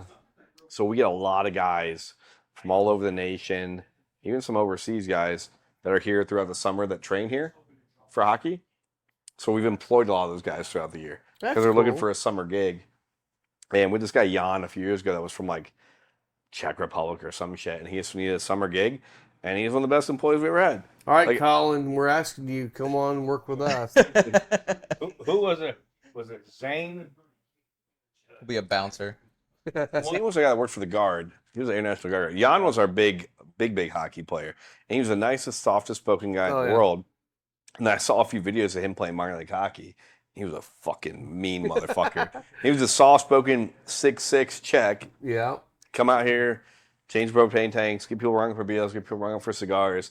When you see him on the ice, you're like, oh my God, he's pummeling people's faces in. Well, he was a career minor league guy, During the Stanley Cup final, we actually, because we sponsored the Fuel this last year, and we're going to do it this year again. Colin Bielik and 4 other players from the Fuel came up, and we were hanging out with them. We went to watch the Stanley Cup final with them. And it was so funny because Colin is the nicest guy you'll ever meet. Super nice guy. But when he first came to the Fuel, the first game, he's like, I'm going to beat somebody up because I want to let people know who I am. So he comes in, first game, guy says something to him, he's like, all right, you're the guy. Yeah. And he grabs him and he starts beating him up, takes him to the ice, and literally he's picking him up and slamming him to the ice. He becomes the enforcer. Sure. And his mom's like, oh, You're such a nice guy. Tell people you're not mean. He's like, it's okay. It's okay. Yeah. But it's so fun, man. Hockey players are a blast. No, they are. hanging And out with. I still play like random beer league. There's a few. I knew you did, yeah. There's our guy that does karaoke on Thursday nights, Larry. I'm on their beer league team, so I play throughout the year. Rudy gives me shit because I'll come in on Monday Beat up. walking like I'm 80, and he's like, "You better quit this shit. You're not gonna be able to fucking work anymore." Like, 'cause it does happen like a couple times a year where I just throw my back out completely terrible, and like I'm on like Percocets and shit. Like, it's not great, but it's one of those things like you do. I don't want to say to like stay in shape because I'm not in any type of shape, but it's just really fun to get out there with the guys and play a little bit of hockey and have some beers and stuff Yeah. like that. But My dad still does a senior league, yeah, I guess. yeah. Hockey culture is so Dad much league. fun. Yeah. It is, yeah. Like I played in a tournament over the summer. It was like the Battle of the Fort, and you had these college teams and semi-pro teams. Like there was a team that played in the top division, and it was all guys on like AHL rosters. They're on this friggin' Damn. thing, and I wasn't in that, but I was watching these games, and it was like the final game was like AHL guys, and it was all like ex-pros, and the ex-pro team won. Oh, It was like guys were all like ex-Comets and ex-AHL guys, couple ex-AHL guys, and they beat all the young pups. Oh, wow. And it was awesome to see. And it was a great hockey game. It was really cool to see it in Fort Wayne. And we played like in the lower division and had a great weekend. But playing 4 games of hockey in like 36 hours God. in my shape was fucking hell. Like Yeah. I'm walking around the house and I'm grunting like, ugh. And my kids are like, "You okay, Dad?" I was like, "Dad can't play 4 hockey games in a weekend anymore. It's too much. Just can't do it." Yeah. We have a large clientele of soccer fans. Yes. Soccer. I noticed that in here, yes. It's crazy, and they started a men's semi-intramural type of men's soccer program. So we That put sounds together a horrible. Rudy's team together, Yeah. and they gathered on It was yeah. this kind of soccer training camp. So we were on the team, and these guys were all out of shape. We didn't have any backups. They were getting sick on the field and starting Oh, yeah. fights. And Bobby said, "We're gonna get this team up a little bit." So he brought in a few of his coaches, and they added to our team, and we started to do well. And we're in the championship. And DeMarcus Beasley was in town and suited up and Oh, played with our. No one knew On who your he team? was. Oh, Yeah. nice. We have a- He never showed off. He never took a shot. He passed it off, and the Rudy's team won. And everybody, when they're shaking hands at the end, realize they're shaking hands with DeMarcus Beasley. Oh, that's He was on the hilarious. field with him. So for people that don't know, DeMarcus Beasley played in 4 World Cups. He's from Fort Wayne, Indiana. Yeah. He played for Rangers, Man City. He played for Houston, the MLS, like the greatest soccer player to come out of Fort Wayne. But yeah, he was up here smoking cigars with us on like a Wednesday night or some shit. And we had a Meds League game the next night, and we're busting his balls. We're like, "Hey, DeMarcus, you want to play for us tomorrow night?" And he's like, "You know what? If my flight this is the middle of the winter, so if my flight gets canceled, sure." And so we're out there. Our game starts at like 9 or some shit, and we're just out there warming up. And in walks DeMarcus, and he goes, Damn. "My flight to Atlanta got canceled. I'm not making it back to Houston." So he just Starting roster. so the funniest thing for me that night was, in indoor you play like 5 and a goalie, and I was playing midfield, and DeMarcus was like, "Hey Joe, like I'll just play midfield and like you'll play midfield, so I'll sub in for you." I was like, "Cool." So I won't get to play with you, but you'll sub in. So I would just run like a sprint for like 30 seconds and just like tag him back in. Like, all right, you go in. So like the team's better when I'm not on the field. So like, the team's much better when DeMarcus is out there. We played this team of all like 19, 20-year-olds, and he's just dancing around people. Not like Rudy said, not even breaking a sweat. And none of the kids on their team had any idea who he was, wow. even though his picture's up in the building. And it was finally a kid after the game that went, "Was DeMarcus Beasley on your guys' team?" It's like, "Yep." "Was it the guy in the red shorts?" "Yep." "Oh yeah, he seemed pretty good." Yeah. Like, yeah, it was pretty good. Yeah, it was pretty good. Like he was like had an open shot, would like fake it, like pass it off to one of us rejects to like try to get us a goal. Yeah. We're like, "Just shoot it. Just DeMarcus, shoot it. Just shoot it, We dude. want to win. Just shoot So- it, man." So here's the real question. How much do you guys miss the Mad Ants? Not. Okay. No, I figured as such. No. All right, They're next building- topic. they're building a new the field house there Yeah. in Yeah. Noblesville for them. I mean, so. there's a handful of people here that go to all the minor league sports. Like you find a lot of Yeah. the Tin Caps people are a lot of the same comment people that are the Mad Ants people that And watch. Tin Caps is a great place to go watch a game, man. Oh, it's beautiful. Oh, it's And they awesome. do a good job. And if you look at like the pros that are there now in the MLB that came through the Padres system that were tin caps at one point. It's pretty big. And so they do a really good job over there. We have a great relationship with the tin caps. Again, the Rudys cigar that you'll see coming out is like a playoff of their logo and all that stuff. So we do really a lot of fun stuff with them. But it's an amazing ballpark to watch a game and to hang out. It's beautiful. We're the corporate sponsor of their Thirsty, their $2 beer night. Nice. Oh, nice. So nice. every Thursday we bring in a different Indiana craft Heck yeah. brewery. Whoa. And behind third base, we're giving away samples of that brewery's beer that night. Yeah. And then we have Larry, the announcer for the Comets, do karaoke after the game. So everybody's all tuned up with their $2 beer. Oh, yeah. And then they hit that microphone and they're just. Yeah, if you want to hear some real shitty karaoke, definitely come down here on Thursday I'll during tell you, the man, summer. If you guys are baseball fans, come up here to Fort Wayne, go to the Tin Caps game, literally across from the southwest quadrant of the field. We always say Patty corner across the street. we're outside here. the home plate entrance. Yeah. Yeah, home plate entrance. Yeah, it's right. Rudy's is right here. You can come here, have some cigars and drinks. Go over there and watch a ball game. It's a blast. Yeah, that's good. So I do sports broadcast. That's my day job. So I work for the Pacers, the Fever. Oh, awesome. Mad Ants now. ESPN. ESPN. Yeah. So I get to see the Mad Ants play pretty much by themselves because nobody goes. Like that's actually tens of people show up. So that's actually what I was gonna do before IT. Play for the Mad Ants? No. No, sports broadcasting. I did sports broadcasting for like 8 years. Oh, cool. Like, all throughout high school. So I went to Homestead and we had this big broadcast journalism department and radio broadcasting department. And I was going to go to Ball State and do that. And I worked for like one of the local stations for a couple of years doing color for football and things like that. So Sweet. Sports broadcasting was like kind of, if it wasn't in this, that's what I want to be doing. Yeah. Was actually doing like It's definitely fun. I'm a technical director, so I sit behind the board. I don't get to see anyone. I sit in the basement most places, and I'm behind scenes. So stop selling yourself short, man.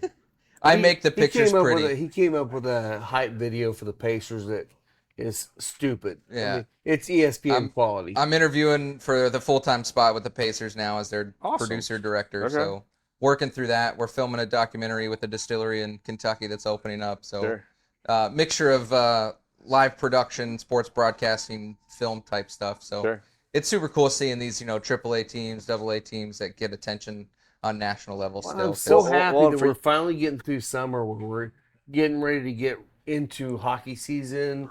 Yeah. Football season, all the good sports. Yeah, one more week of football. It is I like baseball, it's fine. I want to go to a game. I don't want to watch it on TV. I'm ready for baseball season's fine, sports. but like the peak of our time is like October, November when you have like MLB playoffs, NBA playoffs, and you have like you're in the middle of football season, college and pro, and you have hockey. It's like the best time to be alive. Like it's like football. Like again, next weekend we finally get college football, and I know like I'm a Michigan guy, but like next weekend I think Florida State plays college football's ready. Let's Georgia go. Tech, where the fuck they play. I'm like I'm gonna watch Florida State, Georgia Tech. I don't Fuck give a yeah. shit. Like I'm just so ready for like real football. Like my dad, or my father-in-law, like yesterday was like.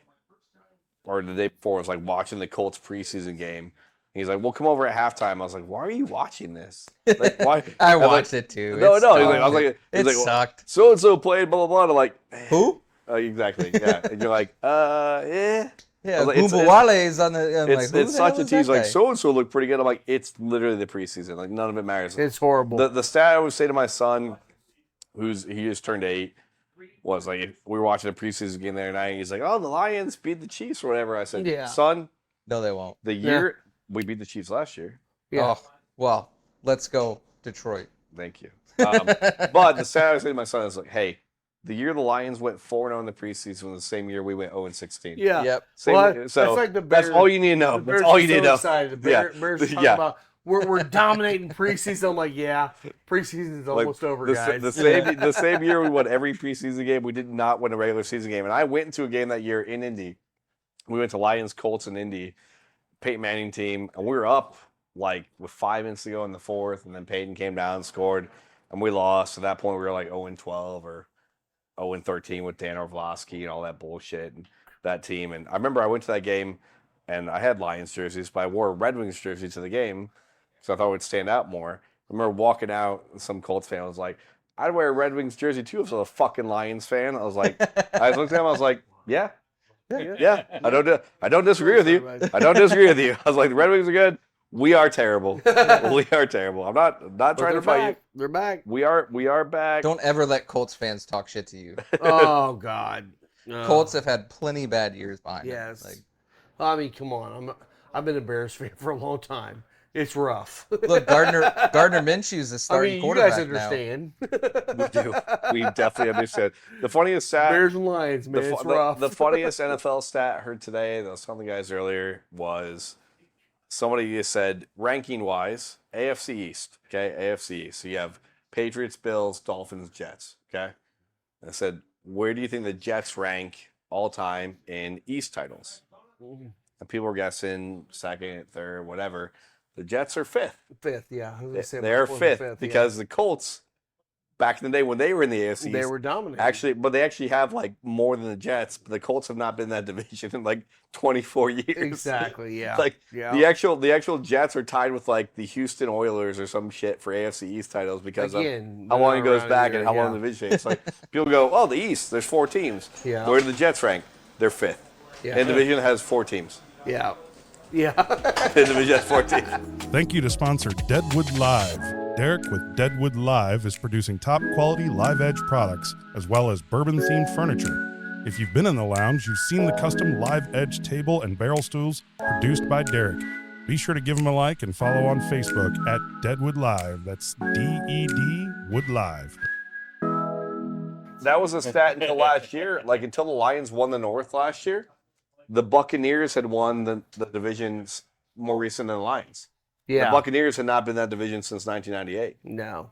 Like that had been that long since the Lions had won the fucking division. it's a shitty stat to compare to. Well, it's terrible. It It's really terrible. is. No, I it mean, isn't now. No, it made no sense why Tampa Bay was in that division at that time. Oh, the old black and blue division my that had the God, Bucks it in was it. Yeah, horrible. What the hell? it made no sense. What the hell? Again, I always see these realignments and like the North should be like Lions, Bears, Colts, Bengals, Packers, or something like that, or Browns. Or it should be like Browns, Bengals, Lions, Colts, Something like that. Yeah. yeah, like that. But that five, nowadays, it takes you 3 hours to fly anywhere from the central part of the country. Sure. Yeah. It's not that big of a deal. But Well, with hockey. I mean, look at the, But I'm saying look with at the hockey, big dude. freaking 10 right now. Oh well, the Big Ten this You year is got gonna be a West joke. Coast, East Coast, Oh, everybody man. in between. I'm like, what the hell's Like going on? like the Oregon women's volleyball team's gonna be going to Rutgers to play What the volleyball. hell? Look, just wait till they dissolve the ACC, then everything's gonna be a shit show. Like ACC will never dissolve. they're still buddy. talking about it. Yeah. Big Ten. FSU's ready to jump ship. Men's basketball will never dissolve there. No, but they're trying to. They're Yeah. trying to reorg that shit again. It'll It's be a really weird year for the Big Ten because, like, Big Yeah. 10, Big 47. well, I was gonna say, Yeah. like Big when you have 47. like USC playing Illinois and whatever Yeah, week it's it is, like, who the hell cares? right? Yeah. No, it's gonna be really weird. The first time UCLA has to go play a game in Maryland, you'll be like, Yeah. okay, sure, why not? Like 3-day travel time. Well, there were 3 teams that added to the ACC this year. It's was it Cal, Stanford, yep, and there was one other one that added. I can't remember who, but it's like West Coast teams. yeah, And like, can you imagine? The only like good part about that I can see is that my days are going to get shorter as a broadcaster because like they have to be home at a certain time and they have to fly to the West Coast. So if they play a Sunday game, typically 8 p.m. is the cutoff, so they can make their flight to get home for classes the next day. Right. Like they go to class, They're not but, going you to know, class. but that's They do that's class their on the rule. plane if But I'm they saying have if you're to. a USC fan and you're waking up on Saturday morning and your team's playing at 9 a.m. local time, Yeah, you're not going to watch it. well, You will. You'll wake up with a cup of coffee and a cigar Yeah. and hang out and watch And your the- game, and then your day's done. You go, Couple oh, it's beers. noon, Actually, and I'll continue on that's the rest not of a my day. bad gig. It's kind of a dream. It actually is, It's kind yeah. of a dream. Like you wake up at 9 a.m., watch the Dude. team play, and then by noon you're like, I got the rest of the day. I will tell you, Great. man, hockey season for me, I am literally in the lounge every night Yeah. until 1:30 in the morning watching the last game. Yeah, I don't care who's playing. I don't give a shit. It could be the fucking Detroit Red Wings. I'll watch that. I'm the same way. I'm kind of like a semi-degenerate, like on the sports gambling side of God, things. I love hockey. So once football season or hockey season starts, and I'm like, hey, what's the over on the Hawaii game? It's 11 o'clock at night. I'm like, sure, why not? Like, whatever's on. Like I'll be like New Mexico State, Hawaii. Let's go. So we've started Let's going. bet 'cause on it. We actually do some partnership with the casino, Hoosier Park. Yeah. And so we've been going over there quite a bit and doing some gambling.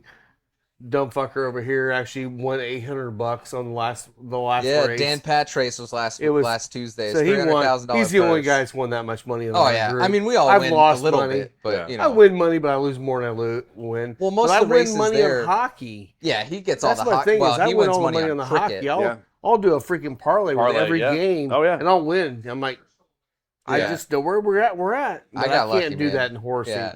racing yet. Well, it's wild that like there's not that many states that even have the sports gambling. Right. It's not many at all. Like I had an uncle that lives in like North Carolina, and he'd be texting me and Venmo me money and being like, "Can you place this, this, and this?" I'm like, "Wait, you don't have that?" What? He's like, "Yeah." I was like, "Okay," so I just place a bet for him and Venmo him back, but like they don't have it down there.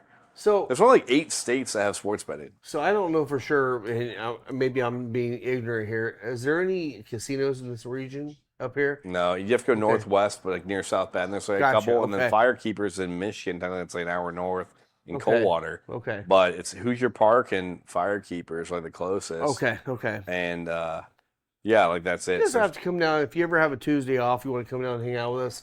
Tuesday nights, a lot of times we'll just go out there. We'll get a private suite, smoke cigars, Fuck drink yeah. bourbon, and watch horse racing. It's a Done blast. money. Done. It's a blast. I I'm mean, you always take up for that. $20 to the horse track, Oh yeah. bet all night, and if you lose it all, you lost $20. If you win some, good for you. We have an OTB about 15 minutes from here. It's a sports betting / OTB, and we used to carry cigars and do a couple events out there.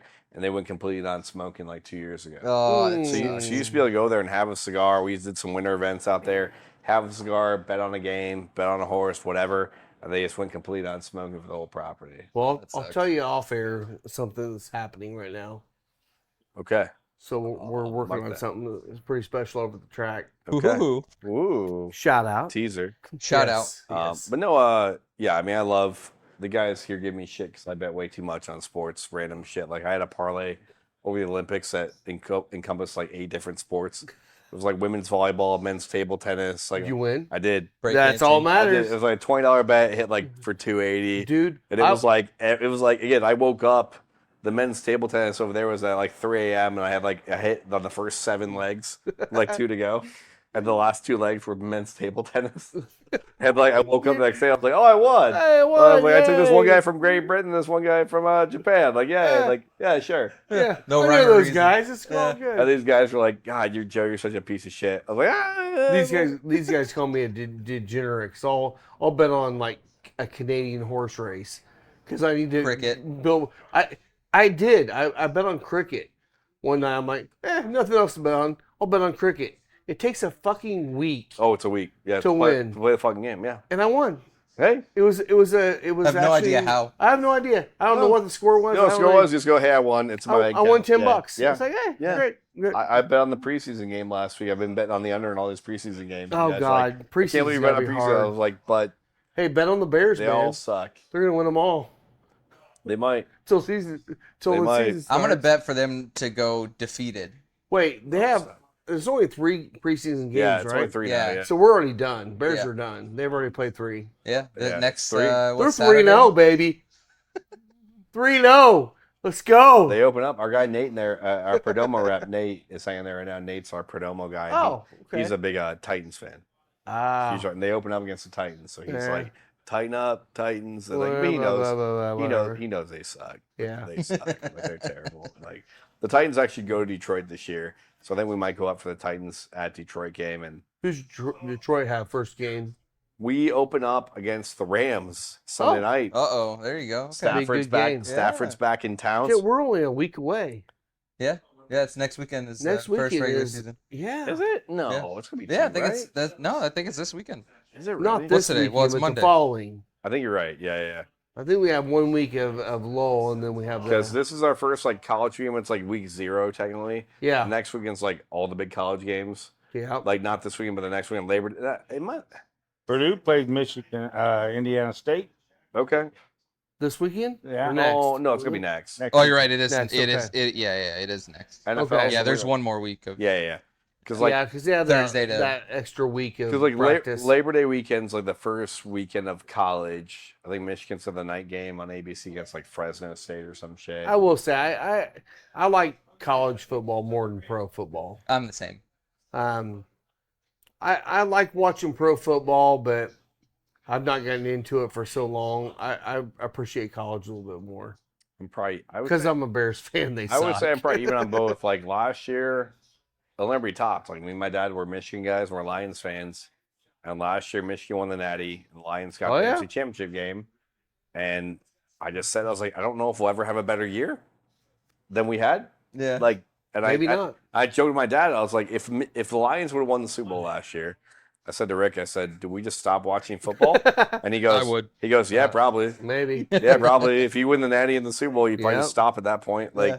what are you gonna do after that? Like, So I don't know if I told you the story behind the Natty. So a buddy of ours, one of our lounge guys, his name's Will Breeden, and he's a Michigan grad, and he went down and did a barrel pick where he blended a barrel down at Bourbon 30, and he's like, I don't know what to name it. Well, his first one he did was Cocky Wolverine.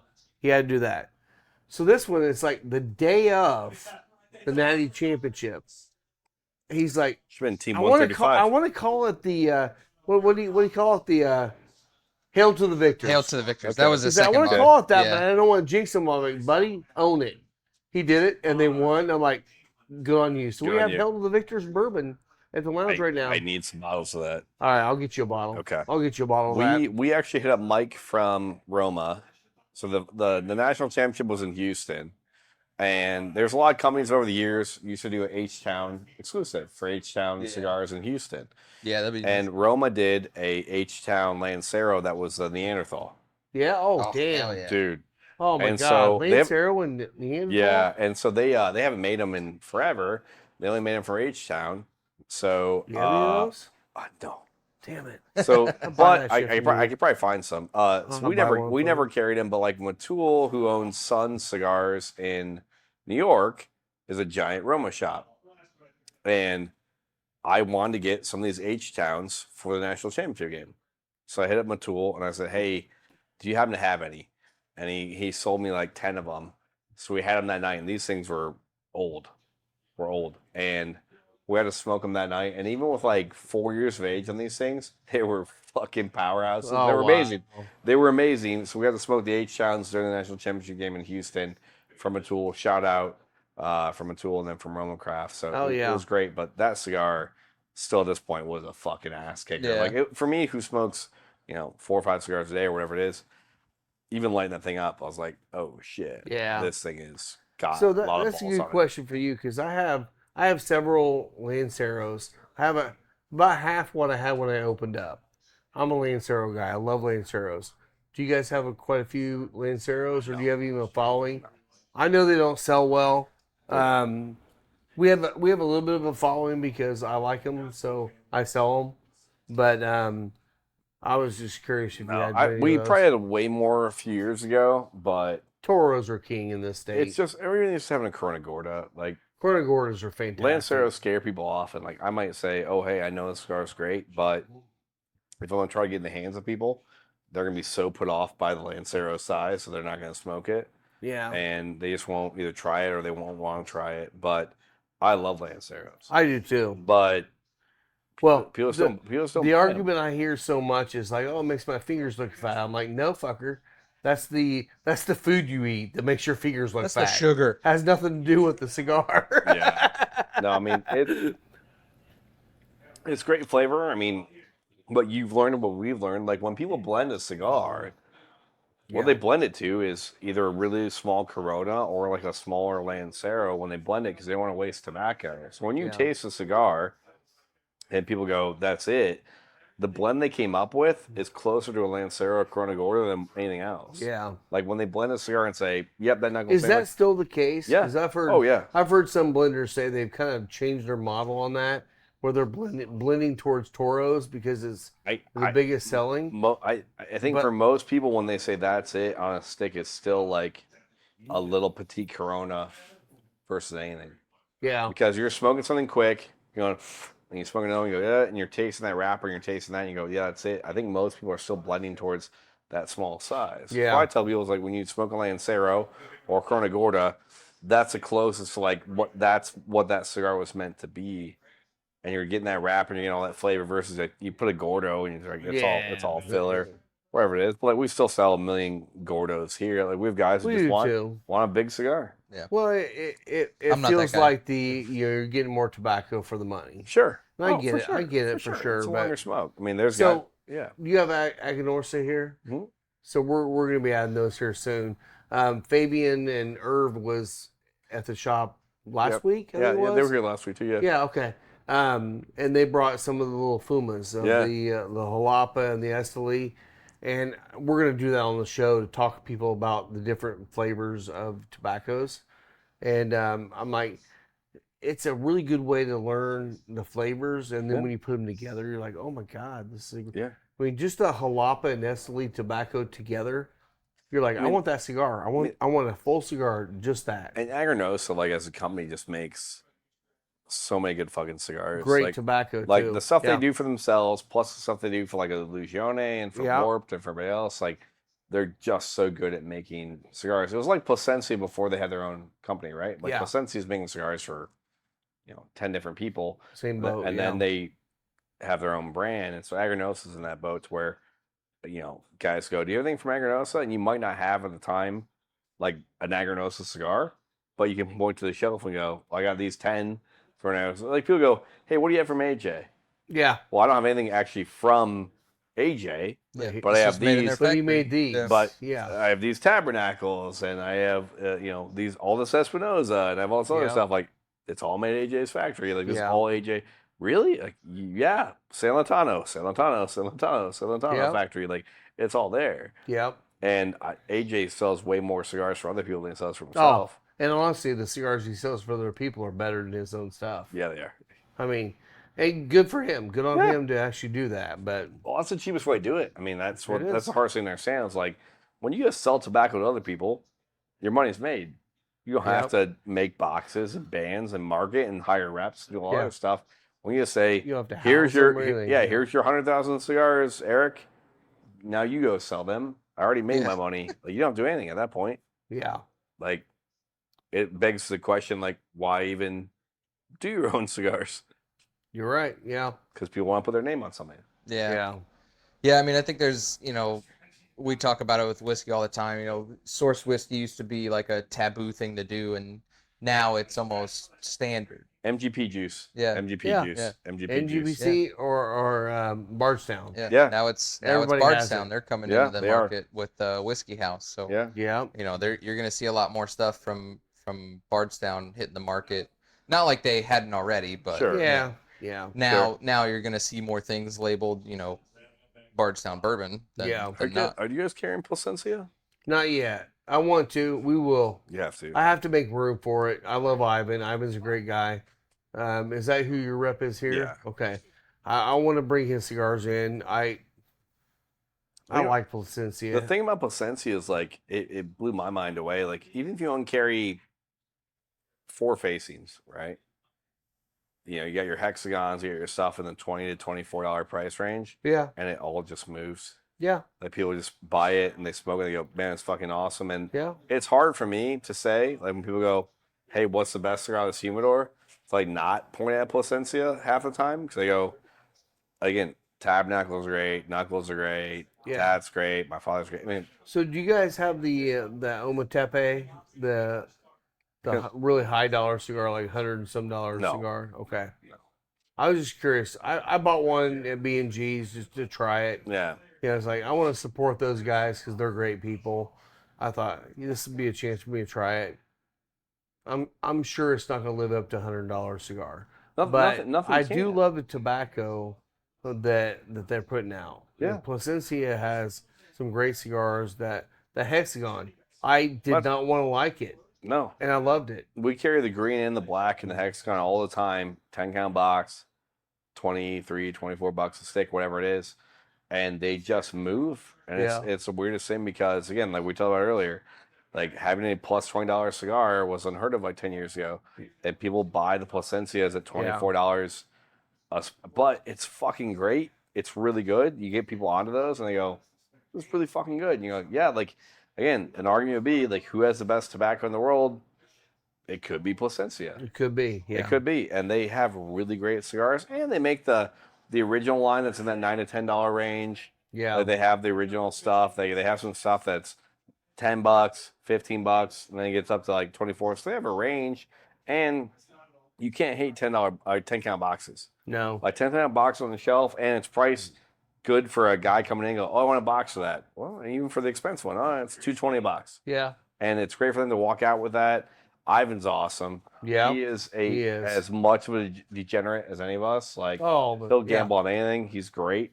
And he's a hoot, but like he'll take care of you. I would recommend get Plasencia and have Ivan there for an event. Like he's awesome. on my short list of getting. He's awesome. But like again, your goal, like you guys have a great humidor and you want to have the best stuff, you know, bring in 4 faces of Plasencia and you'll turn it all day. Yeah. And your customers will be like, "This cigar's fucking awesome." Yeah.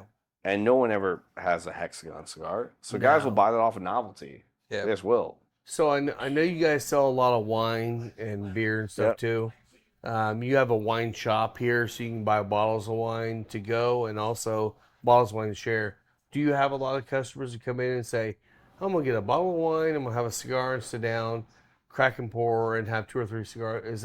Is that a big thing here too? For sure, definitely. Because I don't have wine at the shop yet. And I told you, like, you gotta carry the wine because wine and cigars pair so well. Especially a dry red or whatever with cigars, they do pair so well. Yeah. And for the women that come in, the people that want the sweeter stuff, like, you'll sell a lot of sweet wine. Yeah. You might as well, like, it just sells. And for your guys' place at your shop, if it builds up for you, then you carry it by the glass.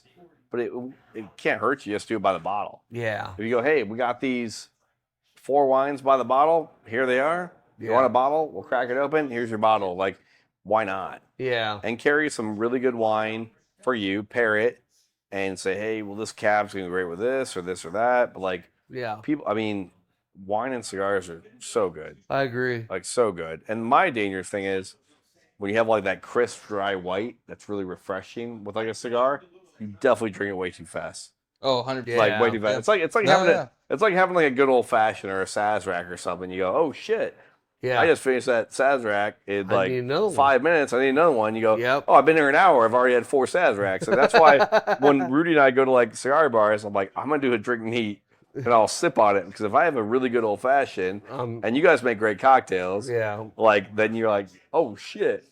I'm $60 in. I've been here for an hour just in old fashions." Like, that's trouble. Good for you guys, but like, it happens. Neat or a dry red wine. A dry, you'll sip on that like you would a bourbon. Exactly. And have that. But like, you get those like I drink a lot of like dry Italian whites with like a cigar like charcuterie, like Italian meats and cheeses and bread and stuff like that. Oh yeah. And so you're thirsty, and that white is going down really quick, and you're like, "Oh shit." Oh. There went the bottle. Yeah. Of that Italian white. Oh yeah. Well, my wife gave me shit last night. We wanted to make risotto, and you make risotto with like a dry white wine. We didn't have any. She goes, "Well, if you didn't drink the bottle every time you cooked, we'd have some." I was like, "Well, yeah, I guess. Like, you're right. Part of it. You got to do it with it. Like, you're not wrong. Yeah. You're not wrong. But yeah, you're right. Like, you're not wrong, but you're right. Like what I do when I cook, if I open up that bottle, and I'm like, "Oh, now I have a bottle to drink." The bottle for here. I'm gonna drink it while I cook, and I'm gonna drink it while we eat, and I'm gonna drink it when we watch Netflix afterward. Like whatever, it doesn't matter. But like, yeah, it goes down way too easy. Well, and I know one of the things that I have a hard time with on wines are the nitrates. A lot of the preservatives that kill me. And I know a lot of you were talking about this before, a lot of the Italian, French wines don't have that. No. I want to get into some of those. So I may have to see if you guys have something like that. If you talk to your distributors, there's that label. I forget the label on it, but there's actual label they put on all the Italian wines. That's like, this is imported from Italy with 0 preservatives on it. And it's that quality control they do over there. Yeah. And you buy that stuff in, and again, like it's a really good product. They bring it in, you have it, and you don't have to worry about it. Yeah. Like, you don't have to worry about it. So, yeah. Well, cool. Anything else? I don't think so, You guys man. have any other events or anything you want to talk about before we No, I mean, sign off here? We got HVC. I mean, the Rocky Patel train again in October. Like, definitely buy a ticket, be on that thing. It's gonna be huge. Yeah. I think it'll be the biggest train event we've ever done. Yeah. Like, not even close. And honestly, it's going to be selling out pretty soon. So The VIP, get on the website and yeah, do the it. VIPs. If you go on rudyshop.com and you look at the VIPs, I think we have like 4 left at this point. Like literally 4. We limit that to 20 people for the VIP. So if you want a VIP ticket, grab it now. Yeah. And then after that, the box tickets and the base ticket, they'll be there. So I think we want to get this. First class ticket is really nice because you're going to be next to the VIP card. Yeah. Both cards are really, really special. So there really won't be much difference in the train ride experience Yeah. between the VIP and the first class. Gotcha. Yeah. Okay. Yeah, but I'd say buy tickets now.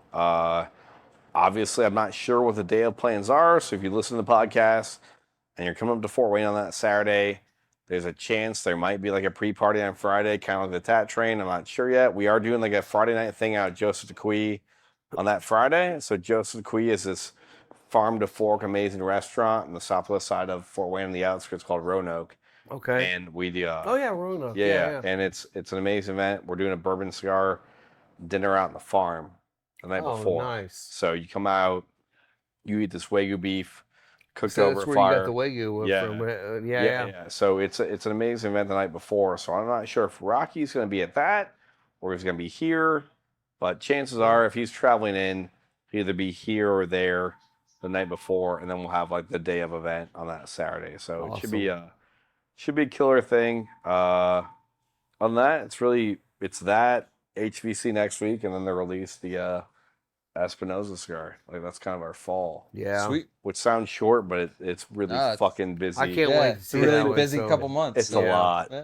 Well, good. And we good need to see we that. need to come down to your guys' place and just fucking Yeah, man. hang out. Yeah, Like we come hang enjoy. with us, yeah. Rudy and I just like going to those places because we don't have to fucking work for like Yeah. a minute. Like And nobody knows who we are. yeah, we just Yeah. walk in. It's like Yeah. we just get to hang out for a minute. Like that's always fun for us. Well, that's the thing too. Is like I know you guys are in the same boat that I am. It's like I want to support other businesses doing things like we like to do. It's all about selling product, making money, and all that too. But it really is about the experience. When you come here, you're gonna have a great experience. You're gonna really love the people that are working here. You're gonna get a good experience. Beautiful patio outside. I mean, my God, summers out here have to be just popping. They are. Fall's probably even better. Well, it's all after the Tin Caps. Like we had such a slamming weekend. We had music this weekend. We had yesterday after the Tin Caps game. We were packed all day yesterday. Like and again, it comes and flows. Like you go through the winter and you're steady, Yeah. and then like, you get kind of bored, and then the minute summer hits, you're like, oh shit, like it's a madhouse, and then it's gone, Yeah. and then it's gone. And you Yeah. go, oh, wait till next summer. So. It's a headache when you're involved in it. In the Yeah. middle of it, you're running around, and then it ends, and you go, oh, Oh, I miss it. I miss it. Yeah, no, you Yeah. do. Like it's You do. like you do. Like yeah, sure. Do I want to go cut and light cigars for 10 people all night that have never smoked before? Like that's a headache at a time. It is. But you miss those people come November, and you go, oh yeah, we had a really good November. And so Yeah. like for us at least, like the member events, the other random things we do, and the dinners and stuff like that, like hold us over in the wintertime. Yeah. But the summer is fun. So if you live in the Fort Wayne area, stop in here, come in here. I mean, obviously there's still memberships available for the private lounge. It could be your local lounge, but just get in here. You'll have a great time. I mean, Yeah, every time I come up here, I have a blast. So Yeah. Thank you. I appreciate you guys. Yeah, I'm gonna go check Well- out this patio. yeah. So where can they find you guys on social media? So rudyshop.com is our website. I think Rudys_shops our Instagram, and like Okay. Rudy Shop is our Facebook. So Okay. find all out there. If you go to our website, rudyshop.com, our Instagram feed's on there, our Facebook's on there. So rudyshop.com has everything. Yeah. You'll see tickets for the train. You'll see stuff you can buy that we ship every day Yeah. out there. So if you want tabernacles or warheads or Yeah. rare tat stuff, the books, any of that shit, it's all out there. Yeah, get on the website because they do ship daily, and you can find stuff shipped from here and not from out of state. Yes. That's what we want to see. So, Heck yeah. where do they Love find it. you, Mike? Find me at both the visuals, Spencer Lee's, and don't forget to follow the Final Third podcast. It's like, subscribe, all that stuff. Yeah. Yeah. Follow me on Instagram at Final Third Cigar, and we appreciate you guys coming and hanging out with us, or us coming and hanging out with you. Yeah, thanks This for has having been us. a great time. So we will see you guys next week. Cheers. Cheers. Cheers.